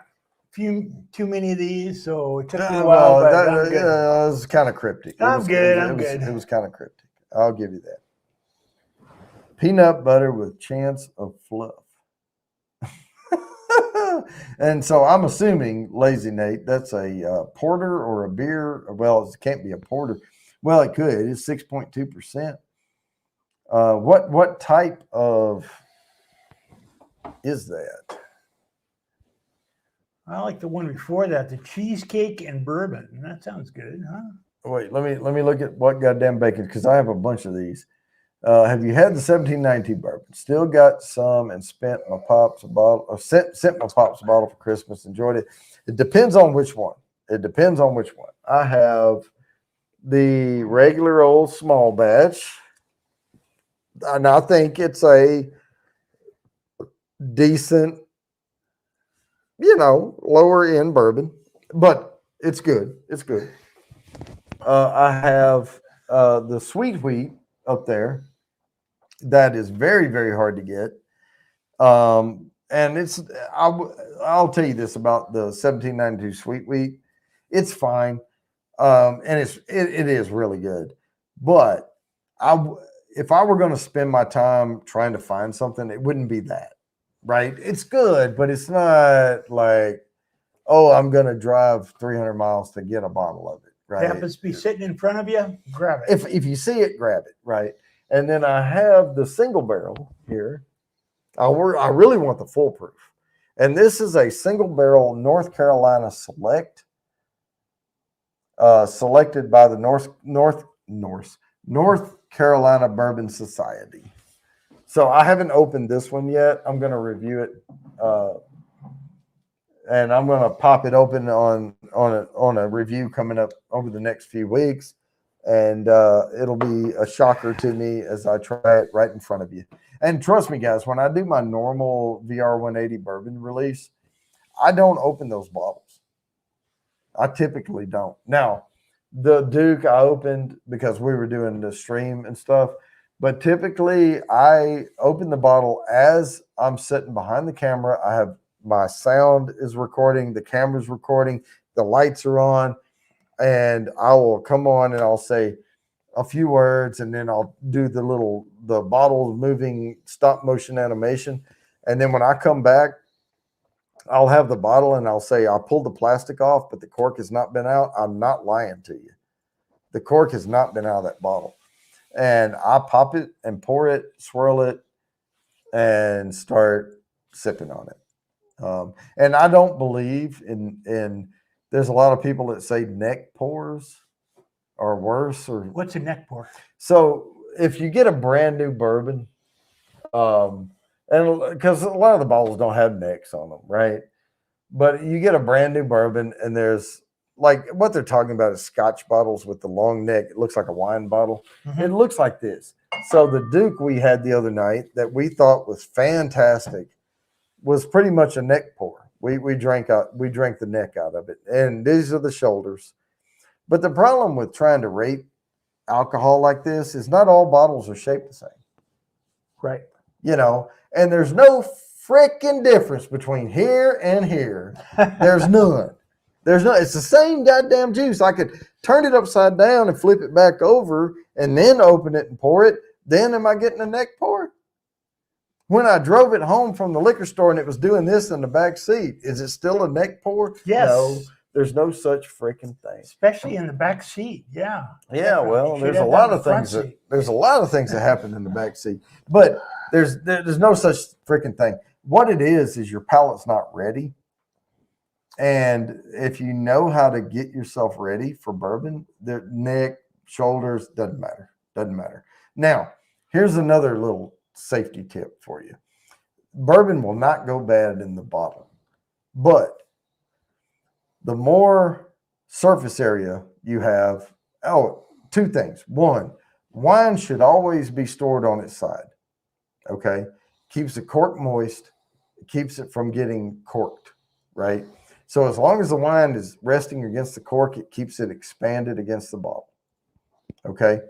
Bourbon, no, don't do that. It will eat the cork.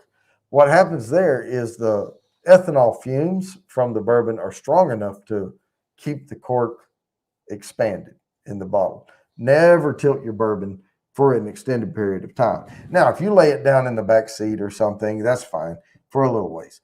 But some people think the neck's better, and a lot of times it is what it is. The first time, God, that's crass. I won't go there. Okay, well, yeah, okay. Anyway, she was awesome that first night. I keep trying to get back to that, but she got used to me, and she didn't do the things she did anymore. But that first time you try that bourbon, it can pop you. And again, it's about conditioning yourself. And we talk about this all the time with these people that eat spicy food. You got to prep. Here's the thing, guys. I don't drink coffee. I'm not a coffee drinker. Neither am I. Coffee deadens your palate. I stopped eating spicy food because of a medical condition, but I prefer not eating the super spicy food because it maintains my palate. I eat lunch. I don't typically eat dinner. I eat one meal a day. I eat lunch, and I don't drink bourbon for 4 to 5 hours after I eat. I drink water before I drink bourbon. The first sip, I take a tiny sip. I wash it all over the tongue, whether it has good legs or not, and I get that shock value out of the way. And I don't judge the bourbon by that. And then I take another sip, and then I get into it, right? You have to ease yourself into it. If somebody walks up, takes a shot, and goes, "Yeah, that's shit," they did not review the bourbon. So there's a lot that goes into it. Started in with Dickel rye. Long neck will be used better. Yeah, it's called what they call that? A half hitch gooseneck rise. That's what we used to call it. Yeah.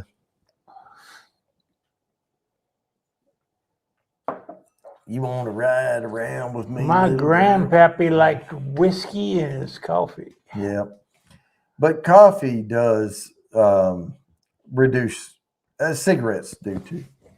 Now, I don't know about vape, but the tar in the cigarettes, the regular fire 'em up Joes, will kill your palate. Coffee will kill your palate. Too much strong, like Arabian teas and shit like that, they'll kill your palate.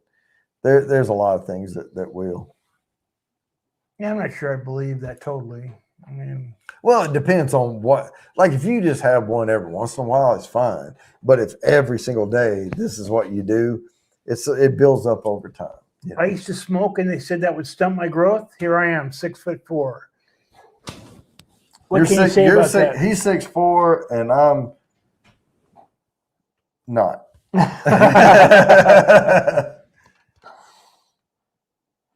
Oh, for rye, the Mammoth Woolly Rye, if you can find it, Mammoth Woolly Rye to me, and I've had a lot of the Whistle Pigs. Trust me, I'm not a fan of Vermont procured Canadian rye that they mix together and put a pig on it and charge $100 for it or more. Because the Boss Hog is $500 or 380 plus. Boss Hog is $500. That's their biggest offering from Whistle Pig is the Boss Hog. Wow. I've tried it.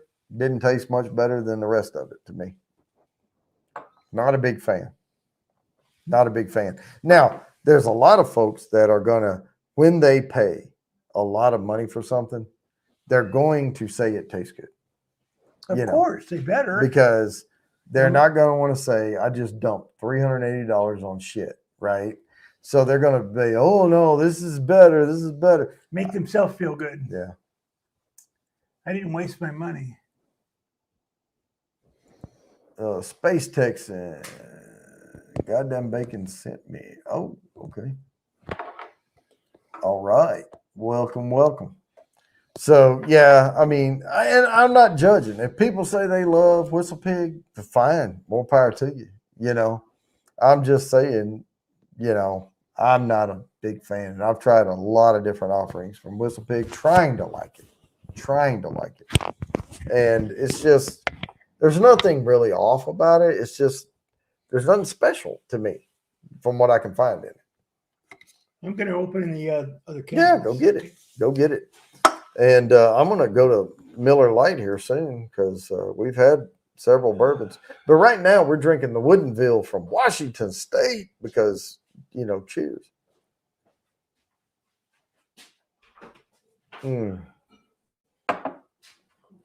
Now, if it looks like I'm sitting off to the side, I am. Joe will be back soon. He had to go take a pate break.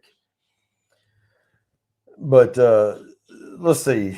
Now, I will say this. If somebody says something about Scotch and somebody recommends Monkey Shoulder, don't. Monkey Shoulder to me is not good Scotch. There's a lot of Scotch I like better than Monkey Shoulder. It has a strong butterscotchy twang to it, but it's not very good. Oh, the one thing I do, John Ross, my killer for me is in the summer, I drink Frappuccinos every once in a while, but again, it's not every day. I go get them like a milkshake instead of, you know, kids be like, hey, we want to go to Steak and Shake and get a milkshake. I'll be like, well, we're stopping by Starbucks. I'll get what I want, and then I'll take y'all over there and get y'all those. Yeah.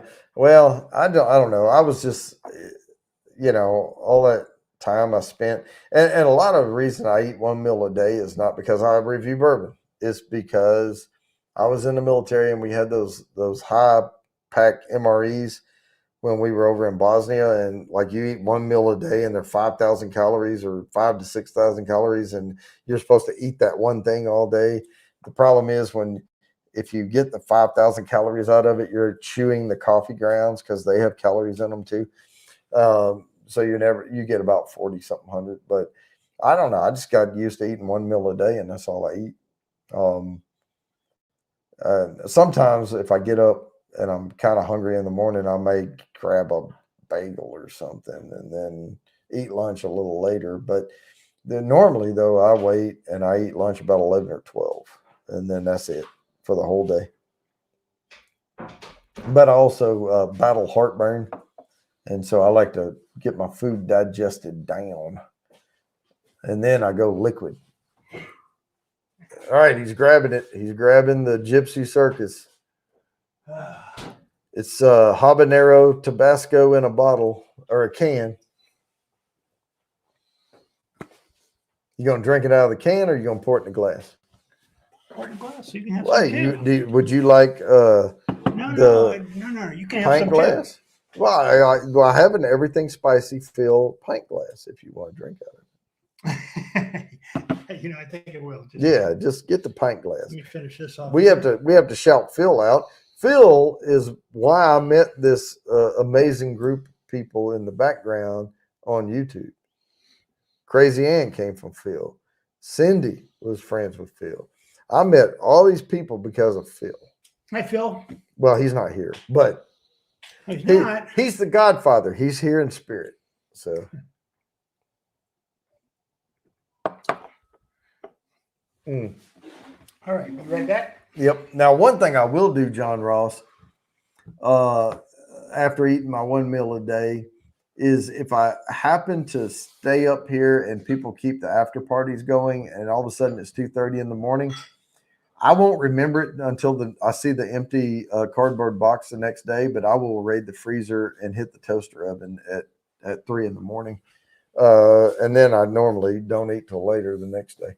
All right, we have the everything spicy pint glass. There you go. All right, am I going to do this whole thing? And that's not everything spicy, but you can pour me a little bit. You can pour me a little bit. Here, let me pour me a little bit. Okay. And I will, because if you pour it, it'll be to the top. All I want is like that much of it. Got to tell everybody that's online right now, this is very good. Oh. Got a nice little kick to it.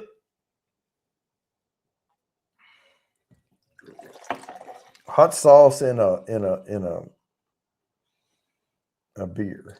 Well, it's sort of a beer. It's a cider. That's got a little kick to it. Not bad though. Blake TV, what's going on? Hey, Blake, didn't you just have a birthday? Happy belated birthday. I think it was not too long ago. I think I saw you it was your birthday.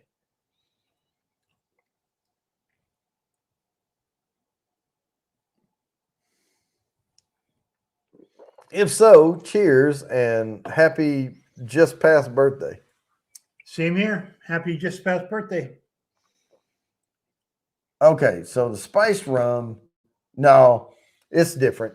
The spiced rum is more like allspice, apples, the apple pie type spices with a dark, like molassesy note to it, What this stuff here is just hot sauce. This tastes like liquid beer hot sauce, like the vinegary Tabasco, habanero, whatever, right? Tastes good. Whatever it is, it tastes really good. Yeah, I mean, it does taste good. It does.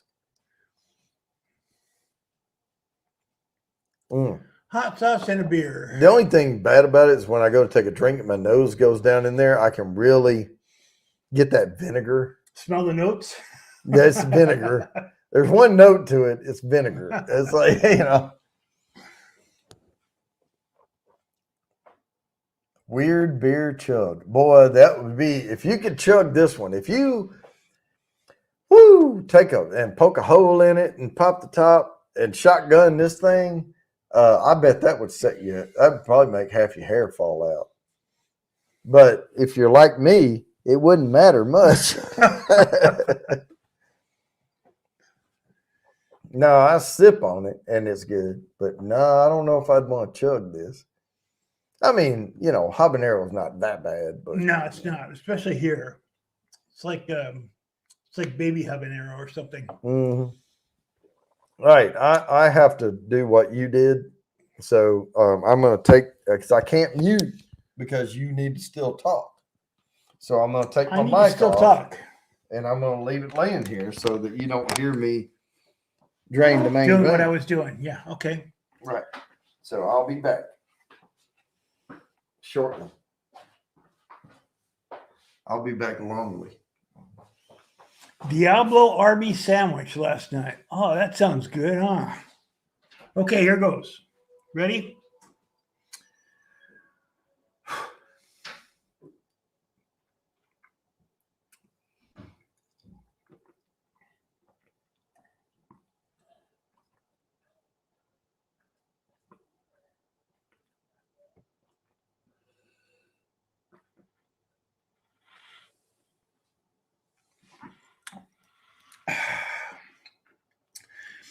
I will know if that's a mistake in a couple minutes now.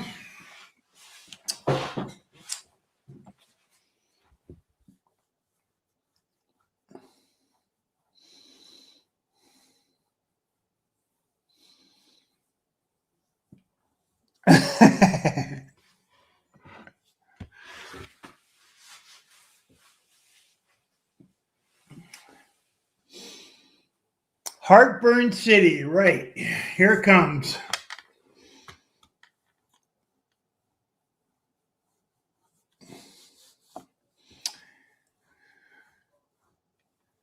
Yeah, I will do that.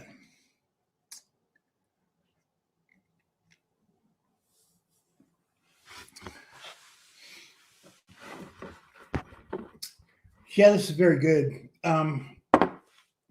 We had a great trip out to Tennessee last week. Met some really nice people.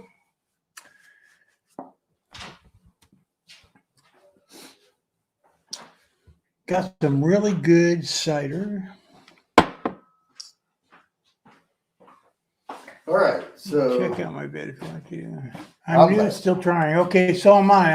I'm new, still trying too. So, all right. so I asked Bourbon Bounty to find my video today that I published, but he couldn't find it. So, oh, we found a lot of stuff, but it wasn't his. But he hasn't hit the algorithms. He only just posted it, so let it get some ticks going, and I'm sure it'll come up in a search. But no, we actually tried to specifically search for very keywords. We couldn't find it. There was too much. But it was, to be honest, though, it was a drone footage of Long Beach, California.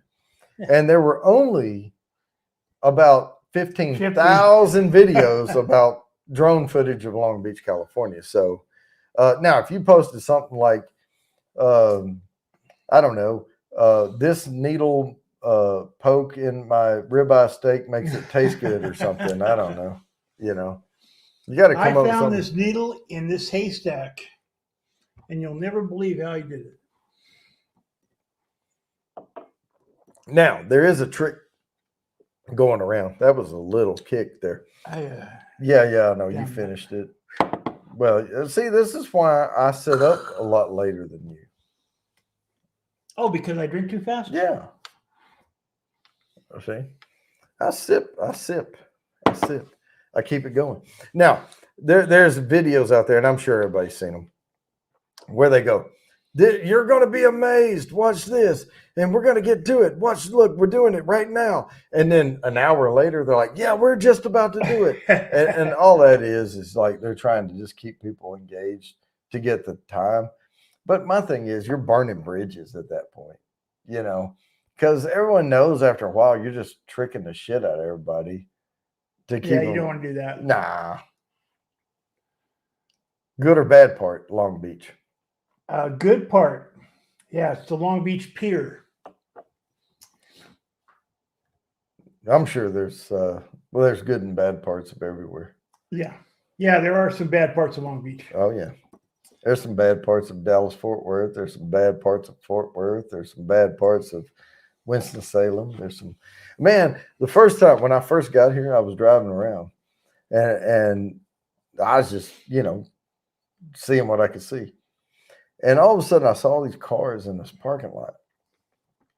And it was like there was a outdoor pool. It was like a hotel, and I was like, God dang, man, were they having a conference or something over there? And there was a sign up, and it said like an acronym on it, but I didn't know what it was. So I pull in because I'm curious, and I walk up there, and the guy's like, "You cool?" And I'm like, "Excuse me?" He goes, "Are you cool?" And I'm like, what, is this like a drug conference or something? He's like, is this mafia or something? He said, close. And I said, what is this? And so he starts telling me. And they were doing sex tapes in these rooms. Wow. Oh, and that was here in this town I live in.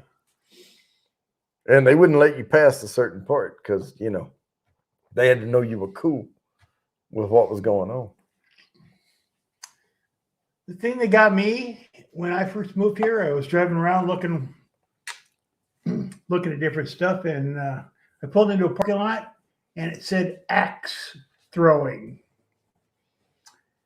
And I just thought that is a perfect place to be, where you can throw axes and and have alcohol at the same time.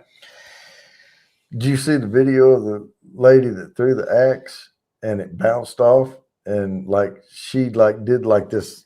She looked like a frog in the air and it was going under her. No, I didn't see it. And she came down and did like the worm on the ground, you know. I was like, yeah, that's probably a good reason not to throw axes at a piece of lumber. If it doesn't I stick, couldn't believe it. Yeah. man, it bounced straight back at her. There's something on YouTube down there. Yeah, check it out. John Ross channel. There we go.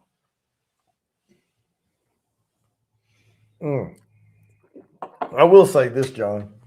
A lot of people like watching because they can relate, you know. And there's no shame. When I was 20-something years old, I told y'all about ordering a martini. I had no idea what the fuck it was. I mean, I grew up, we were passing Jim Beam. I'm talking about regular old Jim Beam shit around deer camp. And that's when I developed my taste for bourbon. And that's not even really bourbon. I mean, it is technically, but it's not good bourbon. But, you know, I went from there and then I was like, what makes this bourbon? And I started, you know, getting into it because it was my favorite whiskey. It really was. Until I started getting into, oh, this tastes even better.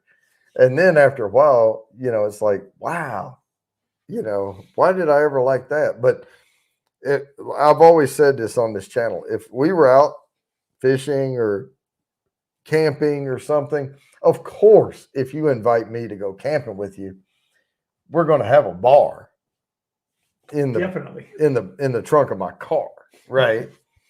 But what if I wasn't feeling too sharp that morning and I had the box packed, but I forgot to put it in the trunk? And then I drive several hours to get to the camp spot. We're going to send you back home to get it. Well, but the only thing nearby is some crappy ass liquor store that has like Jim Beam and Jack Daniels, which technically could be called a bourbon. I will drink those with no complaints because that's all we got. But yeah, why not? Hey, but if I forget it, y'all can, you know, Rochambeau me, and then I'll bring it next time. Some bourbons and some s'mores, and we're all set. Oh shit, s'mores! I had that. That's that OCD in the bottle up there. I don't know if Not much of an interest, huh? I can see why. I mean, it seems kind of dumb to be in a place where you can have alcohol and throw axes at the same time. It sounds fun. It really does. Because, you know, I mean, you have plausible deniability about whatever happens. I'm not sure, though, at those places, you have to sign all kind of waivers, you know, going in. So you couldn't take your significant other. Significant? Significant. Significant. Yeah, you can tell I've had too much of this stuff. I have significant other. So bacon. Oh yeah, we all start somewhere. Jägermeister. Wow, I drank that when I was a teenager. Now, I won. I didn't win it. I was in Florida, and I was freaking blitzed out of my mind. That's what I'm talking about. Destin, Florida, Panhandle up there. And here's the problem with, okay, I'm a Southern guy, okay, so don't take any of this the wrong way. But if you are a Southern guy, you know what the hell I'm talking about. We are like, goddamn, a dose of Pepto-Bismol in a casserole. I mean, we ruin everything when we get there. And we don't know any better because we were raised in the woods, right? And the problem I have with Fort Walton Beach, Destin, and all that shit along that panhandle is every coon hunting, squirrel hunting, rabbit hunting, mofo redneck goes there because they can afford it. They can go right there. and it's a beach, baby. And we ruined the whole damn thing. And normal people go way down to Miami Beach and all that, Fort Lauderdale, way over here where we can't afford to get to. You know, we ain't gonna drive that far. My truck won't make it that far, right? But we coat the panhandle of Florida like crazy, and we turn it into redneck haven when it's like, you know, and I'm guilty as charged. I've been there, done that, and we got down there, and they were doing like this faux pas club in Destin, Florida. It's called the Faux Pas. It's some club connected to some resort because they all are, right? And they had a wet t-shirt contest. Woo woo, show me the boobs, you know, that type of stuff. And they had Jägermeister was sponsoring the event, so they were there, you know, like ambassadors or whatever, people from Jägermeister. And if you could take a shot of Jaeger and not make a face, they would give you a t-shirt, and it was a cheap ass white t-shirt with the Jägermeister logo on it, and you got the little Jägermeister glass, the little stemmed, you know, Jaeger shot glass. I had so many of them some bitches, I was throwing them at seagulls on the way back to the freaking. I mean, I had like an armload of them. I love Jägermeister, but I love licorice, you know. And I don't like love it, but I mean, to me, hell, once you coat your tongue with enough alcohol, you can't tell me I'd eat freaking ants and shit, you know. No, is this going to get me more buzz? You know, I can't taste crap after a while, you know. And that's another thing is that's why I stopped drinking bourbon and I go to beer and stuff, because after a while you're burning yourself. I'm not even enjoying it anymore, you know. I can chug some Jaeger. Oh yeah, I was chugging it. I just won't give me another one. And then they would look at you like, and I'm just sitting there like, you can chug Jaeger without making a face. Hell yeah. All right, come on, flip on your camera. I want to see this. Well, I can do it. And I never even put it in the freezer. A lot of people put it in the freezer, you know, and we talk about beer and the perfect temperature of beer and the bourbon, and I keep ambient temperature and I never chill my bourbons, you know, and everything, because when you cool something, it diminishes it dilutes the flavor of it, you know, and to a point. But then if it's too warm, it's off-putting. There's this perfect sweet spot in there for drinking it. And German beer is at like 50, was it 56 degrees or something? Yeah, somewhere along in there. It's supposed to be the perfect temperature. Yeah, they like it warm. Well, it's not warm, but it's not cold. Yeah. Right. But where that came from is they would store it in caves in the mountains where it stayed no matter what time of year it was about 50 something degrees in that cave. Right. And they would brew it and barrel it and everything for those conditions, those exact conditions. So they created a beer that was perfect at a temperature. The temperature didn't make the beer. They made the beer for the temperature. And that's why German beer is always better at like 58 to 62 degrees or something like that. Learn something new every day. I didn't know that. Yeah. Well, I was over there for a real Oktoberfest one time. I call it real Oktoberfest, but the Oktoberfest pop up all over the fucking place in Germany. But we went to, I forget where it was now, but it was like the original, supposed to be the Oktoberfest. And they bring the barrels out on forklifts from caves and bring them up and put them on the big wood things. And they hammer, and everybody's cheering them on, and they're all yelling in German. I didn't know what the hell they were saying. And they're hammering that cork. And then as soon as it pops out, it's like flooding everybody with beer. And this guy runs in and he puts this big wooden tap in there, and they start hammering it. And everybody's like cheering and everything. And you get wrapped up in it. You're like, hell yeah. And you end up drinking like 14, like huge pint, not pints, they're big. I'll tell you that the mugs that they serve you over there are 2 pints of beer. They're heavy. and those Fraulines will run their arm through there, and they'll have like glasses lined up like this. Hell, that's 50, 60 pounds she's curling on one arm. And she's coming through, and she'll start over here and put a beer down and go boom, boom, boom, boom, boom, boom, boom, boom, boom, boom, boom, and everybody will have a beer in front of them. And I'm like, "Are you married?" It's like, you know. And then she looks at me with her little mustache she needs to trim and goes, "No, baby, I'm not." It's like, yeah.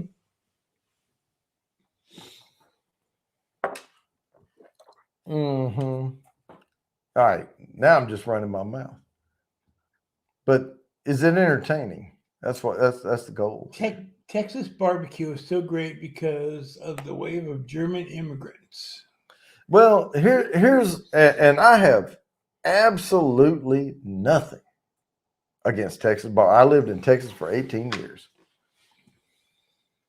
My only problem with Texas barbecue is people split hairs about which barbecue place in Texas is the best, and every one of them tastes exactly the freaking same. Pretty much, yeah. You know, you're going to get a slightly different version of the same thing, because if you don't make it the same, they run you out of Texas. You know. That's right, yeah. So they all taste pretty much the same. And there's some places that do their brisket and with the cellophane and tinfoil and keep the juices and blah, blah, blah, blah, blah, blah. And there's some that do better ribs. And again, it's just cooking technique at that point. But the seasoning all tastes pretty much the same. And you get, excuse me, flavor fatigue after a while, you know. But it is good. It is really good. They got great steaks in Texas, man. And I don't want to offend anyone in North Carolina, South Carolina, but I'm not a huge fan of mustard yellow based barbecue sauce because it's not really barbecue sauce. It's spicy mustard. Okay. Just call it what it is. It's spicy mustard, and let's move along, you know. But barbecue is not a flavor. It is a cooking technique. It's slow cooking at about 110 to 120 degrees. Over time, that's barbecue, right? The sauce or the seasonings you put on it does not make it a barbecue. We call that barbecue flavor because that's what we're used to tasting with that. Now, with that said, you need some seasoning on there if you're going to cook a piece of meat that long. But I like Memphis, Rendezvous. In Memphis, best ribs. Oh my gosh, those are good. And I've had some really good ribs in Texas, and I've had some decent ribs other places. But I'm not going to sit there and say I like one way better than the other one. But when Cincinnati says they have the best chili in the world, I beg to differ. So you're saying Texas does have a lot of dry ribs? Yeah. Well, and a lot of people in Texas, Dallas based in South Carolina. Huh. a lot of Texans do that competition barbecue, and I think a lot of that competition stuff ruins real good barbecue because what wins in a competition and what you'd rather eat does not always copiche. You know, they don't always go together. They say if the ribs are falling off the bone in competition, you overcooked them. But I tend to like ribs that are falling off the bone. Yeah, that's what you want. Yeah. Well, not in Texas. They say that's overcooked. And in My a dad competition, used to say, I don't like ribs because it's too hard. You know, you have to do too much to get any meat off them. hey, I want a rib that's laying on a plate and I can reach down and grab the end of the rib bone and it just comes out. And then I can throw it over my shoulder and then I can sit there and eat my ribs. That's the way I like it. Cincinnati chill. Oh, Cincinnati chili. Cincinnati chili has too much damn sugar in it.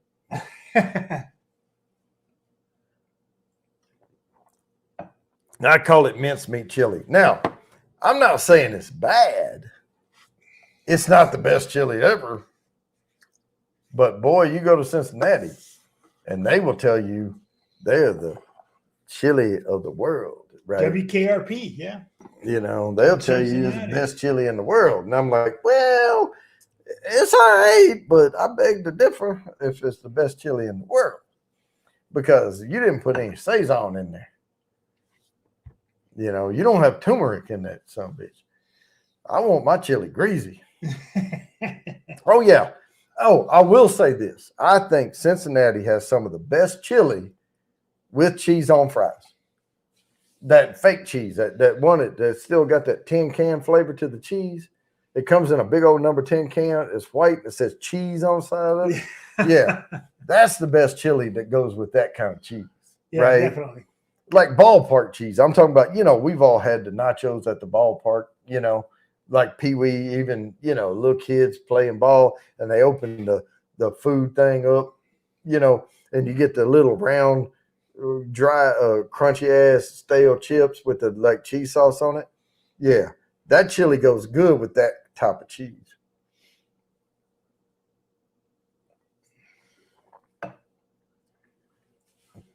Yeah, I mean, I try to eat barbecue wherever I go. Fine shredded cheddar.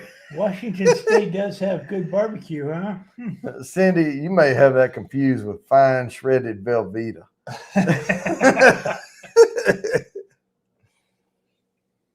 No, I mean, and I've had some good barbecue. I was in Montana. I lived in Montana for over a year, and I had some good ribs up there in Montana. But it didn't taste like the rest of the stuff I'd had, and I thought it was good. I mean, I like different. I like trying different things. But no, I mean, I'm dogging on Cincinnati chili only because they put themselves out there. It's sort of like when we say we won the World Series. Well, what other countries were invited to play this game? We won the Super Bowl of the world, really. So, it's pretty contained. Not right our here. world. Yeah. Let's see here. I can't see that. I have to pull my phone up. My watch doesn't show me little photos. I'm going to get bashed here. Let's see. Oh, there it is. See? It looks good. Well, it's not melty. Well, yeah, I know. That's weird. Yeah, you got to have saucy cheese. I'll have to take my little torch out and just. Yeah, and get some brown on the top or something. Yeah, that's a fake photo of Cincinnati chili is what she sent me. It had real cheese on top of it. It will melt down. Okay. Now. Wow, loaded baked potatoes the size of your head. Oh, I've had that one. Oh, Space Texan. Oh my God, where are that you sounds from? good. Where are you from, Space Texan? Where are you from? Because in oh God, I got to say this right. Rio Vista. I lived there so long. I say Ryer Vista because they all say around that area they call it Ryer Vista, and there's no R at the end of any of the words. It's Rio Vista, Texas, and it's right south of Cleburne, north west of Hillsboro, over in that area. I used to live in an area called Bloom, Texas, and they call it Bloom, but it's spelled Bloum, and I refuse to call it Bloom. But they had a place called Steak and Potatoes. It was a butcher shop up front, restaurant in the back. And that's where you want to get your food. Butcher shop up front. They have the best meat. And it's all grass-fed. It's from their local area. And restaurant to the side. And they had a loaded baked potato with their brisket. And it was a baked, I'm talking about a russet like this big. And they put it in like the big, and they only served it in styrofoam. Like it's a big ass square styrofoam thing. It was a baked potato, and they would put shredded or cut up brisket all over it, and the barbecue sauce. And if you wanted sour cream, they would do that, butter pat, whatever. And they had jalapeno sausage. They would slice homemade, made in the store. jalapeno spice sausage, and then the cheese they put all over top and everything. And they would put that was the best thing. And we just called it the steak and potato because it was from a restaurant called Steak and Potatoes. And that's a good name for it. Yeah, and we would just say, "Hey, I'm about ready to get one of those steak and potatoes," you know. So what are you doing right now? You want to drive to Texas to get some steak and potatoes? Oh, I would, man. We used to go fishing, man. We would get up early or hunting, deer hunting or whatever. And we would get up and it would be way before daylight. And we would go hunt or fish or whatever. And we would, of course, if the fish are biting, you don't leave there till 2 p.m. And by the time we left there, we were starving. We would both have our limit, whatever. Be like, hey, I'm going to Rob Vista because we're getting a steak and potato.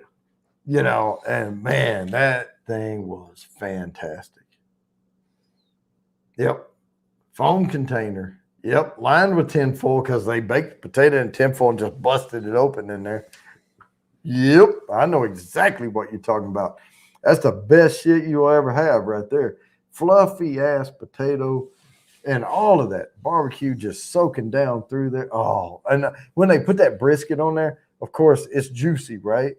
And it all just gets down in the potato and then the barbecue sauce and all. Oh, it's good. Oh, man, that's making me so hungry. Yeah, it's about 3 pounds of food, but when you haven't had anything to eat since lunch the day before and it's 2 p.m. and you've been up since 5 or 4:30 or whatever, you hungry. I could eat that whole thing. Golly.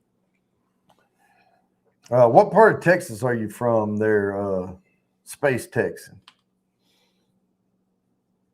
Like general area. I'm not asking for a home address or anything. Good evening, neighborhood girl. Oh, there's one of them yuck bucks down there done type something in.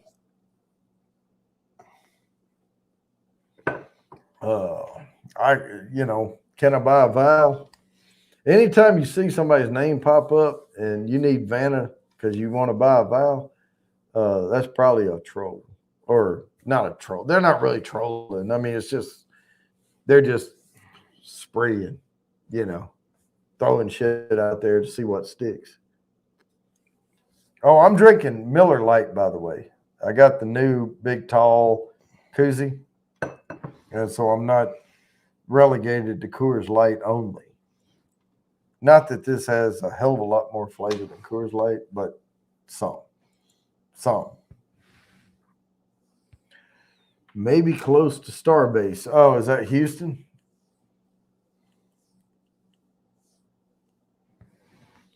That's a little further south. And I was up around Hillsboro area. And I know the area really well between San Antonio and DFW up through there. And then north toward when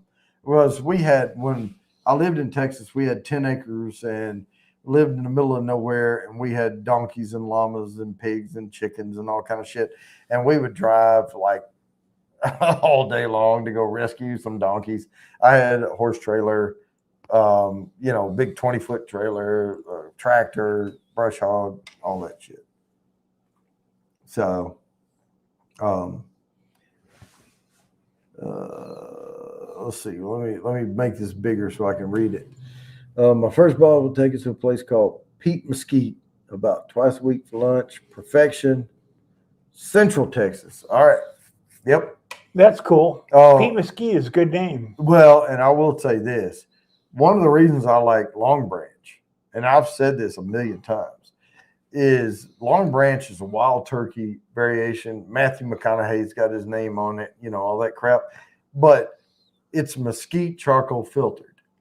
And when I grew up in Arkansas and we grew up deer hunting, I love deer. We went to Texas and we started killing deer out there. The meat's sweet because, animals have a flavor, their meat's flavor about what they eat, right? And they eat those mesquite pods off the tree. And it's just a sweeter, less gamey, sweeter meat. Oh my gosh. And it's so good smoked.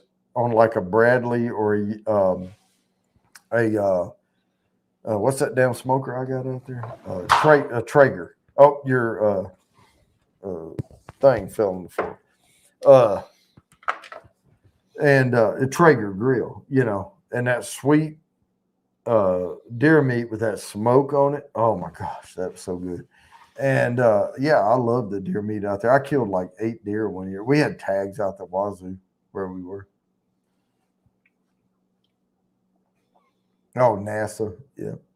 Houston, we have a problem. That's everybody knows that, right? Yeah. Anytime. So whoever's in Houston, that's your like fire drill team. They've got a problem. Because every freaking time we hear Houston, it's followed up with "we have a problem," and Houston somehow fixes it. So yeah, my dad used to work for JPL, so he was pretty close to that too. That may all be Hollywood or TV, but I don't know. But Houston, we have a problem.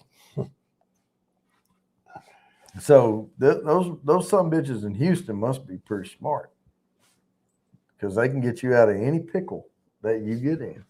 Hopefully. Yeah, hopefully. And they can do it from a million miles away. That's right, yeah. They were talking about how the guys in Houston, it's a true story. They went down there and they had a rover and they were going to do the thing. And somehow they knocked a fender off the rover. It was, back fender on it. And they couldn't figure it out. So they're like, well, fuck it. We'll just drive the rover without the fender. Well, it clogged up because, moon dust is like really, really fine. It got up in there. And they're like, nope, you got to have the fender. So they got in there and cleaned it out and everything. So they had these like laminated things, and so Houston knows every square inch of everything that's on that their shuttle, ship, lander, whatever, right? And they know every single piece you have to have, don't need, or whatever. Yeah. And they's like, okay, take this and do this and, shape this like that. And then they made a fender and put it on the thing and it was duct tape. And that's why I was interested in it, because I'm a redneck. And anything you can teach me to do with duct tape I've never done before, woo, you smart. Duct tape is amazing. I've used duct tape for everything. I held a fishing rod together with duct tape one time. Yeah, all you have to do is just wrap it longer, past the break. And it was a jigging pole. It wasn't a bass rod. I was catching crappie on it. Duct tape's not a miracle. I mean, it would have to be like this thick to hold back a bass. My father was a weather satellite engineer. That's kind of cool. Yeah, I used to have a channel called Redneckologist. Now, when I say redneck, I'm not talking about dumbass. I'm talking about, there's some guys, it's redneck ingenuity. We will get in there and figure it out, one way or another, and yeah, I may use a bike chain to hold up my, gutter on the end of my house, temporary, until I can get them out here to fix it, but I'm going to fix it. Vanessa Kitty knows exactly what I'm talking about, because Vanessa Kitty can fix. She like female MacGyver. Hey, Vanessa Kitty. I guarantee you, Vanessa Kitty gonna make it work. I'm the newbie Joe. Because if Vanessa Kitty can continue to drive that old shitty ass truck she drives, she knows how to fix shit. I'm kidding, but tell me you don't have a shitty ass truck. I'm Vanessa Kitty. But she likes Dragon's Milk. She likes Dragon's what? Dragon's Milk. It's a beer. I can take you to the Total Wine. They have it down there. They have a couple of variations of it. Buying Fire Brick. Dragon's Milk, huh? It's like a stout. Yeah. It's a lactose type, infused stout. If you're lactose intolerant, don't drink it. I am, and I'd still do. I mean, the only time it hurts me is if I eat like a big bowl of cereal full of milk or whatever, But other than that, it I doesn't never bother me. did understand what that was. Lactose intolerant. It causes you to have the green apple splatters.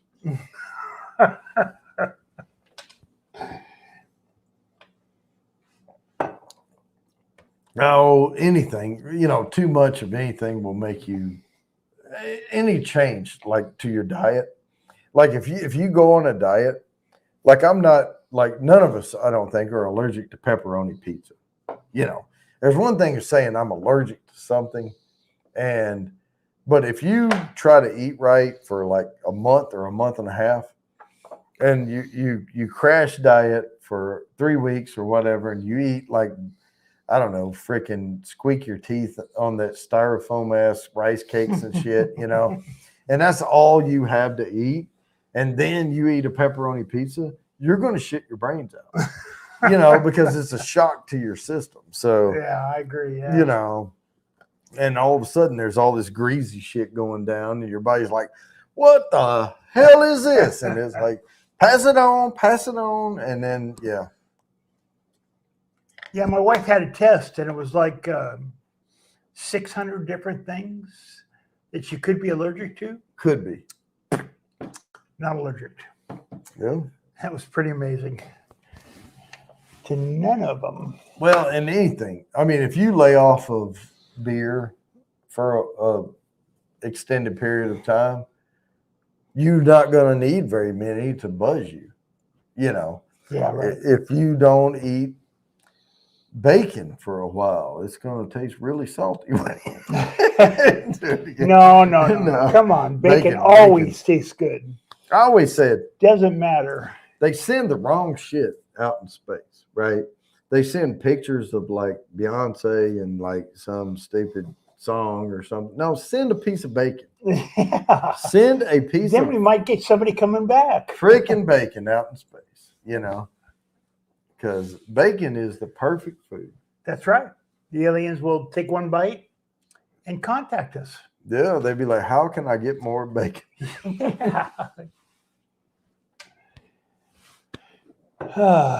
But hell, I've known people claiming to be vegetarian that were trying to find what's the best alternative to bacon. I said, don't alternative it.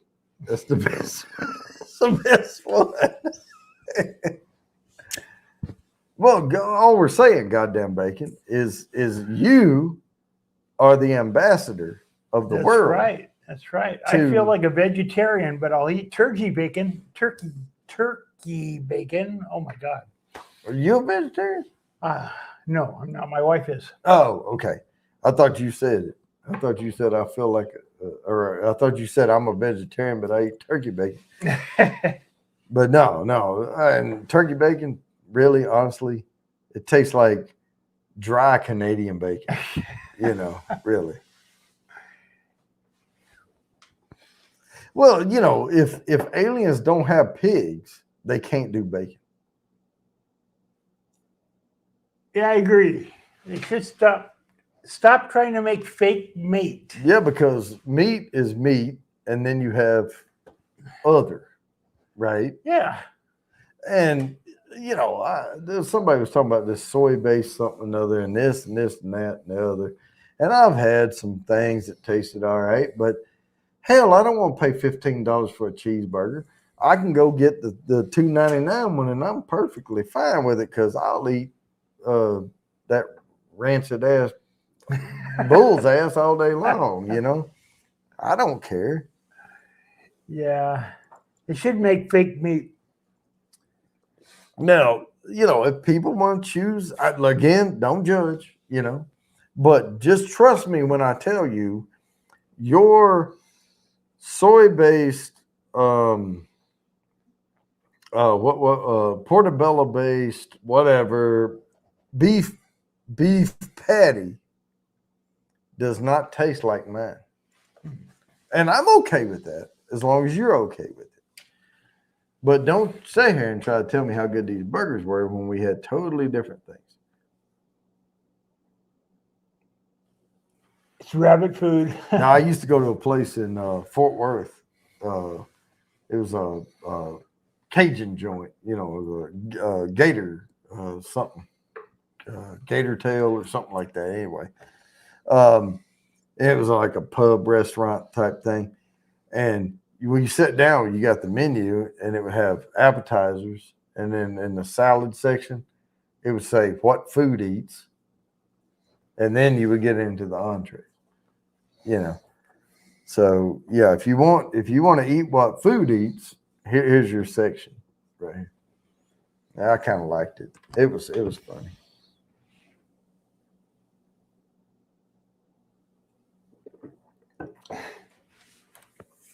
Oh, yeah, what my food eats. Yep. Now, a pig will eat any freaking thing you throw in there. Tin can, everything. Yeah. We threw corn cobs in there and they ate them. They'll eat them. But you want to corn feed them, you know, before, you know. And that's the thing. I was talking about those deer that taste so good. You know, we shoot them while they're dead. They can't eat anymore. We skin them out, we quarter them, we bring the loins and the hams and everything home, the front shoulders and everything. And we do what we do. And the meat tastes good because they were eating in Texas, excuse me, a lot of mesquite pods. And it made the meat taste good. Now, if you're slopping a hog, do not slaughter that thing without feeding it out, because you're eating day old biscuits and rancid sausage and whatever the hell else you threw in there. You don't want that. You want to corn feed that thing for a little bit, because that you cross the line from gaminess into garbageness at some point. Yeah, well, Space Team, my wife doesn't drink, so never gets drunk, and won't eat anything with eyes. Well, fish have eyes. You won't eat fish? Who said that? Oh, your wife. What? Oh, your wife said that. Yeah. She won't eat anything with eyes. Anything wise. Yeah. Anything with eyes. Well, frog legs, their eyes are up here on their head, but they're Frog legs are fine. They don't have eyes. that's right. Butcher my own pigs for the restaurant. Well, John Ross, see, you just found yourself useful, man. So, Vanessa Kitty, soybeans are SLT? I think it says soy. Wait, Is that supposed to say shit? she may have meant, well, now, edamame. Now, here's the thing. I'll eat a peanut, right? I like peanuts. I like almonds. I like edamame. And they're good for you. But not as my primary meal. I like to munch on that before I get my food, right?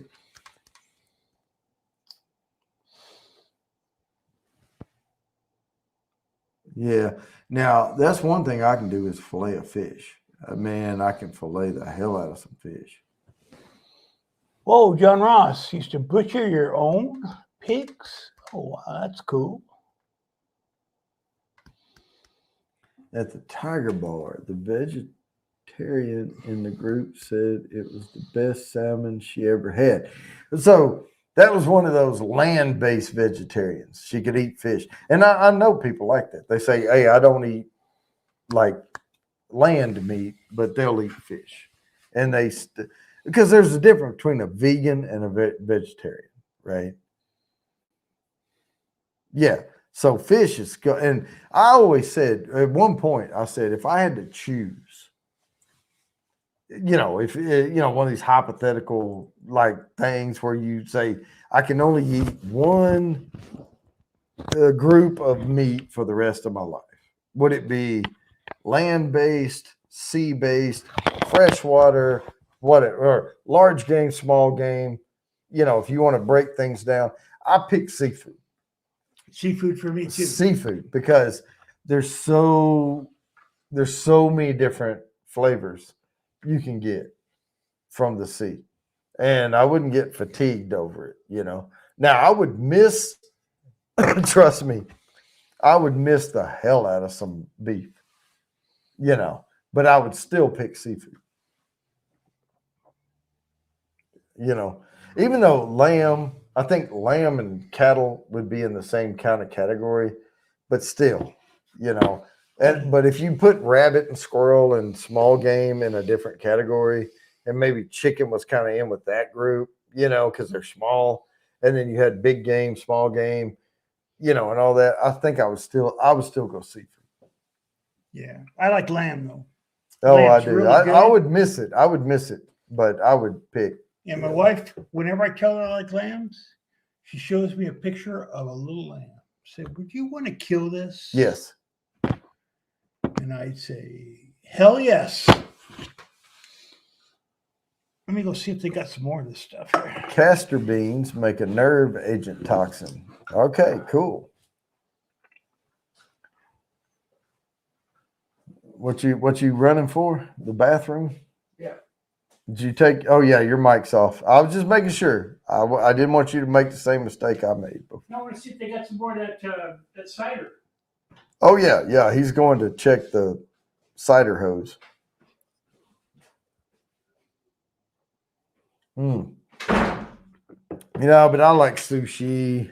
I like salmon and tuna and mahi and lobster and shrimp and clams and all that. I like it too much.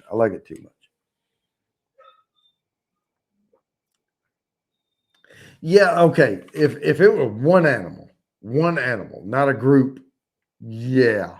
I think I would have to go beef. I'm with you, goddamn bacon. Because I can do ribeyes, I can do beef ribs, I can do, you know, I mean, there's so many different cuts and everything. And moose, I mean, my problem with like moose, elk, things like that, they raise these cattle to be slaughtered and they raise them with fat. And, you know, wild animals tend to have less fat. And if you can't, because when we did deer meat, even we would get the pork, the ends, bacon ends and pieces for like really cheap, and we would grind 1/3 to 2/3 the deer meat to make the deer burgers. And if you can't have that in there, you're not getting the same stuff. Now, we can live off a lot, and you know, but I'm talking about actually enjoying life. I think I would choose cow if I had one. If I could only choose one, like if you said, well, you can have tuna or a cow, or you can have mahi or a cow, or you could have shrimp or a cow. Cow's going to win every time. I'd take the beef. Yeah, but I'm saying you can. Well, this is hypothetical. It's never going to happen. But no, you can't have any pig in it at all. You know, it's the one thing. But no, I've had moose, I've had elk, I've had all kind of things, and mostly I know that they're a little drier than the other. But I love the gamey flavor. I grew up on that, so I love the gamey flavor of meat.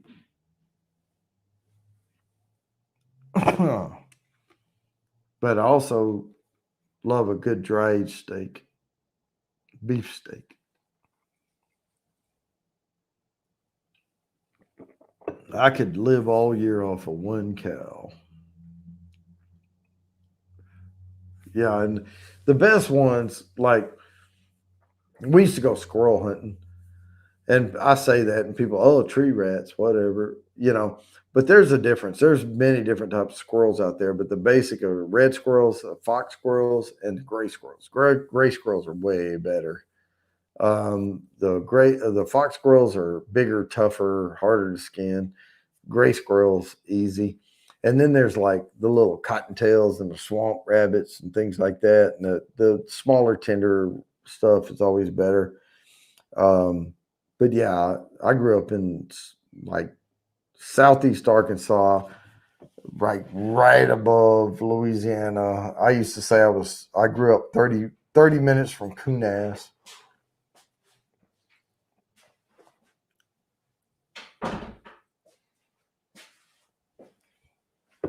And when we went fishing, fat little sumo wrestlers. Oh, hell yeah. Throw them in a pot, baby. No, but when I was fishing and stuff, I never wanted to catfish and my dad had to get me back into it again because I was like, we can buy catfish at the store. He said it's not the same. And I'm like, whatever. And we caught those blue channel cats out of the Arkansas River. And we started, and all of a sudden it was like, yeah, it's worth my time to do this because, man, they're harder to skin. I can fillet a crappie in like 2.5 seconds. But catfish are harder. You hang them up, you take the peelers and cut them around the dorsals and pull the skin down and all that, and eventually get the fillets off of them. But I always wanted to go for bass and crappie and sunfish and things like that because you can't buy those in your store. I wanted to go catch stuff I couldn't get.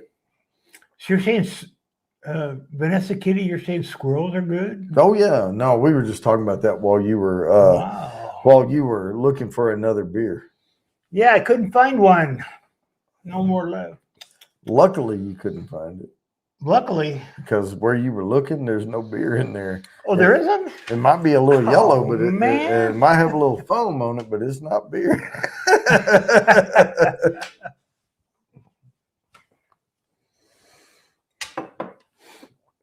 But I know that he looked in the wrong place because we were under winter storm warning, and I have 5 cases of beer sitting in that fridge. Because, hey, if we lose power and everything shuts down, I'm going to have beer. Yep. Gonna drink so much beer that we don't notice it anymore. And I have this back here, and just in case. And look at this stuff back here. He's right next door. Right next door. And this is, and y'all know this is not a CG green screen. That's right. It's not. Yeah, I can grab one anytime. It was funny earlier with that Woodenville because it was one I'd had, and I remember kind of liking it. You know, it's a good bourbon, right? I bet it's not going to knock your socks off, whatever. But there's a lot of good bourbon in that swim lane. But that's a good bourbon. And I actually had a bottle of it. Dude, where's my beer? This one's almost empty. Got a pellet rifle for squirrel hunting. I'll tell you, I used to take a 22 rifle. It was a 22 automatic. And I'd put long rifle shells in it just because they were a little more accurate. And I would shoot them in the eye, just pound, And because shotgun, you get the little pellets, and when you're skinning them, you got to get in there and get the pellet out, or, you're trying to eat it and you get, that's not good. Break your tooth? Yeah. Right, just metallic flavor, all, tastes like bad liver when you bite into it. Oh, yeah. No, this is all, it's not green screen. Yeah. If it was green screen, we would be in a way, way better, interesting place. We would. Right? Yeah. If it were green screen. Well, if it were green screen, there would be Darth Vader would be standing right here, breathing over my neck and shit. Kathy probably left. I am your father. I don't know. We still have 11, 12 people in here, so we'll keep it going as long as we're interesting. And hey, if we're not interesting, who cares?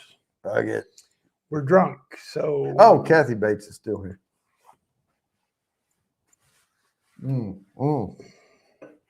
We're not drunk. You're drunk. I am. Because I drank it too fast. I am slightly buzzed. I am to the stumbling area. I'm at that point now that if somebody wanted to do an after party, I'd be like, yeah, I'll be there. Because fuck it. At this point, I'm wide awake. I'm to that point where if somebody wanted to go jogging, I'd say, forget it. I'm going to bed. Well, if somebody wanted to go jogging, no, that's not fun. After party is fun. Yeah. But if nobody wants to do an after party, I'll just keep the party going and we'll call it an after party. Because if you left, I would just slide my chair over and then I would repost the link out to a bunch of places to see if I could get some people up on panel. Like maybe even in this chat. I vote for you to get the logo of Arby's for your green screen. Oh, logo for Arby's. Well, maybe. I don't want to get a copyright strike. You know what I'm going to do? Because I said it. This is danger. This is danger, by the way. But I live on the edge. I'm going to post my StreamYard link right there. Uh-oh. Now, with that said, I don't have to bring people up on the panel. It's my discretion. I can see the basement, but I don't have to bring them up.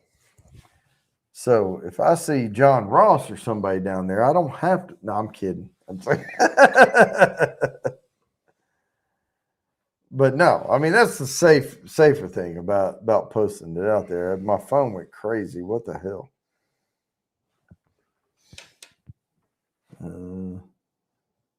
Oh, that's still that same ass. My buddy Dark of DLD After Dark. Oh, okay. I see. All right. Yeah, it took me a while, Crazy Ann. I got it, though. Oh, it's just saying that my wife paid the AT&T bill.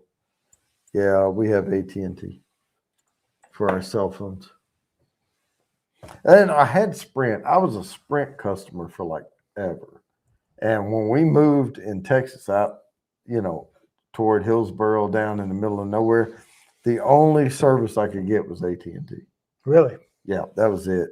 And that was the only time I felt decent about the phone companies because I went to AT&T and I said, I'm over a barrel. I need this. And they gave me $900 to switch over.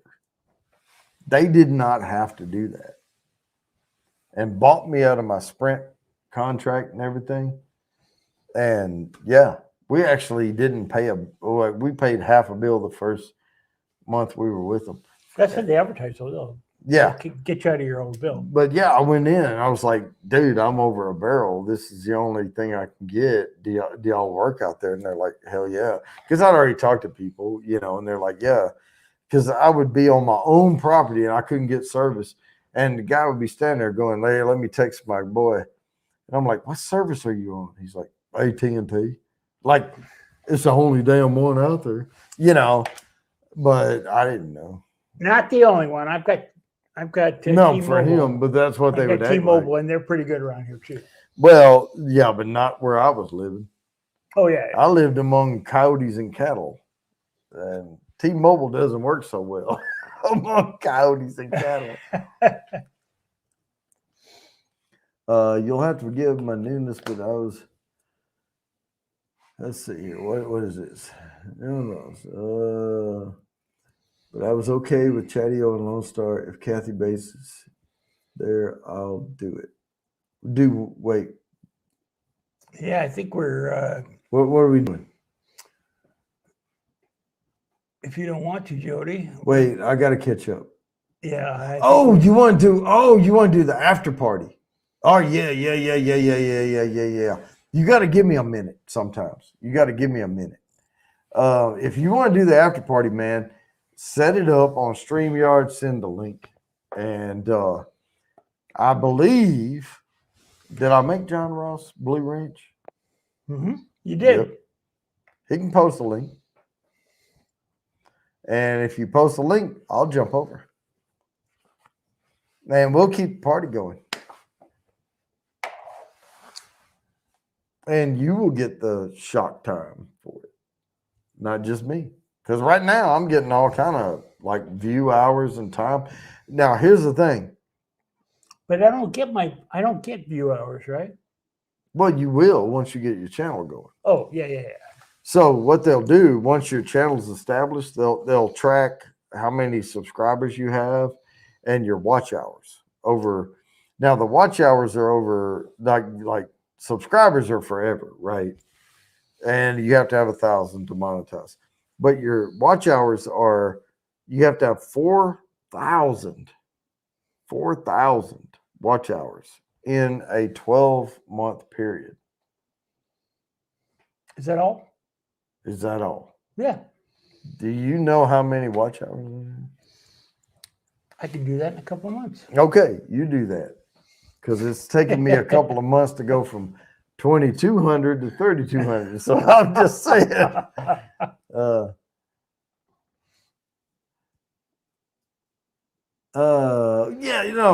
if you, so John Ross, do you have StreamYard? If you have StreamYard, you just go in and you set up a thing and say 9:30, right? You want to do a future, like, don't go live right now, but you want to schedule this. You can set it for like 10 o'clock, 9:30, whatever. And then it will give you time, how much time you think you need. At this point, maybe 9:45, whatever. And you say, hey, here's the after party. Here's the link. I've set up a live stream to go live at this time. Now, I'm simulcasting to Facebook and YouTube at the same time. The problem with Facebook is if you say 9:30 and you start at 9:45, Facebook won't work.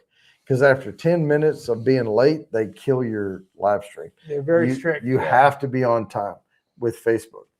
But if you're not simulcasting, if you're only going on YouTube, you can like crank it up and set it to say 9:45, whatever, and then come back and let us know and say, hey, at this time, I'm going to be going live.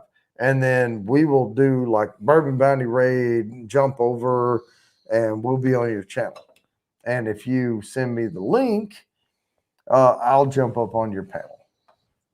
Because that's the kind of sumbitch I am. I'll jump right up there. And then I'll click every comment in there, trying to bring it up on the screen like this right here. And it won't work because I'll be on your panel. Shut off service. Live in Eastern Sierras. Oh, the roaming. Yeah, I got it on the sprint a couple times about that. I'll go on. Just tell me when. No, whenever. You can actually start your live and then say, hey, I'm live over here. John Ross, though, do I have your okay? Send your StreamYard link to bourbonbounty2019.com. Bourbonbounty2019 at gmail.com. I'm sorry. Bourbonbounty2019 at gmail.com. I'll type it in the chat. So yeah, I don't think I'm going to stick around for the after party since you're out of sight of here. 2019 at gmail.com. If you set up a stream, you can go invite from the stream, get the link, send it to me, and I'll come over and we can transfer. Oh, well, there it is. We don't have to do Gmail because there it is. All right. Let me figure out how to grab this. Oh, my goodness. Joe, you can't go. No, we're all going to go. Well, whoever. I'm trying to figure out how to grab it. I'll try not to. I'll do my best, but I'm at the staggering point right now, so there's not much more left. Yeah, he's a lightweight. So I'm a lightweight, yeah. Well, a newbie. My problem is, you see, when I'm telling him earlier on, don't drink it so fast. Don't drink it so damn fast. he's killing this stuff. And then it goes, I mean, if I'm trying to lift 1,000 pounds and I'm putting 5-pound weights over, I can do that for a long time. But if I try to lift 200 pounds over at a time, I'll wear myself out quick. I can lift 1,000 pounds. So what does that have to do with it? Yeah, whatever. 500 Yeah, right. pounds. Yeah, 10 minutes. Joe is a 10-minute man. All right. Come on. No, I know. At least a 20-minute. 20. Okay. 17 minutes, 37 seconds. Go. I'm sorry? So 17 minutes, 37 seconds. We'll give you that much. Okay. Deal. Okay. I'm just doing this for Kathy. She's the only one that counts. And I can't copy that link. I'm going to have to go to the YouTube thing and copy it. And then I'll come over. But I'm going to YouTube now. He's going live. If you can grab the link, grab it. And I'm going to jump on my stream. That one. Because for some reason, I can't copy links from StreamYard. I have to go over here, copy the link, come back. And if y'all didn't know it already, I'm about to jump over on John Ross' channel. He's going live. He better be live already. John, are you live already? So there was one that said, join me for All Rise. I don't know. But I'm going to jump over to John Ross. And if he somehow screws this up, I may start another after party for myself. But we'll see. Yeah, I'm thinking I'm going to jump off the after party. All right, guys. Hey, we're going to end this. And see you next week. Oh, and Sunday, I'll be, unless we lose power from the snow apocalypse that we're not going to get. I'll be live for the pre-party for Clouds of Stout Sunday. All right. So catch me here tomorrow. I'm not sure I want to jump. Oh, no. On your panel. I want you to jump on me. On your panel. Your panel. There's a whole big difference between a spike and a panel. One of them sharp and the other one's flat. All right. Yeah. Hey, John, don't worry about it. Yeah, Jody knows what he's doing. I'll jump over there. All right, I'm going to end this, guys. It's been fun. It's been a hoot. Hey, everybody. Take it easy. Have a great weekend and stay safe. And I hit end broadcast, but there.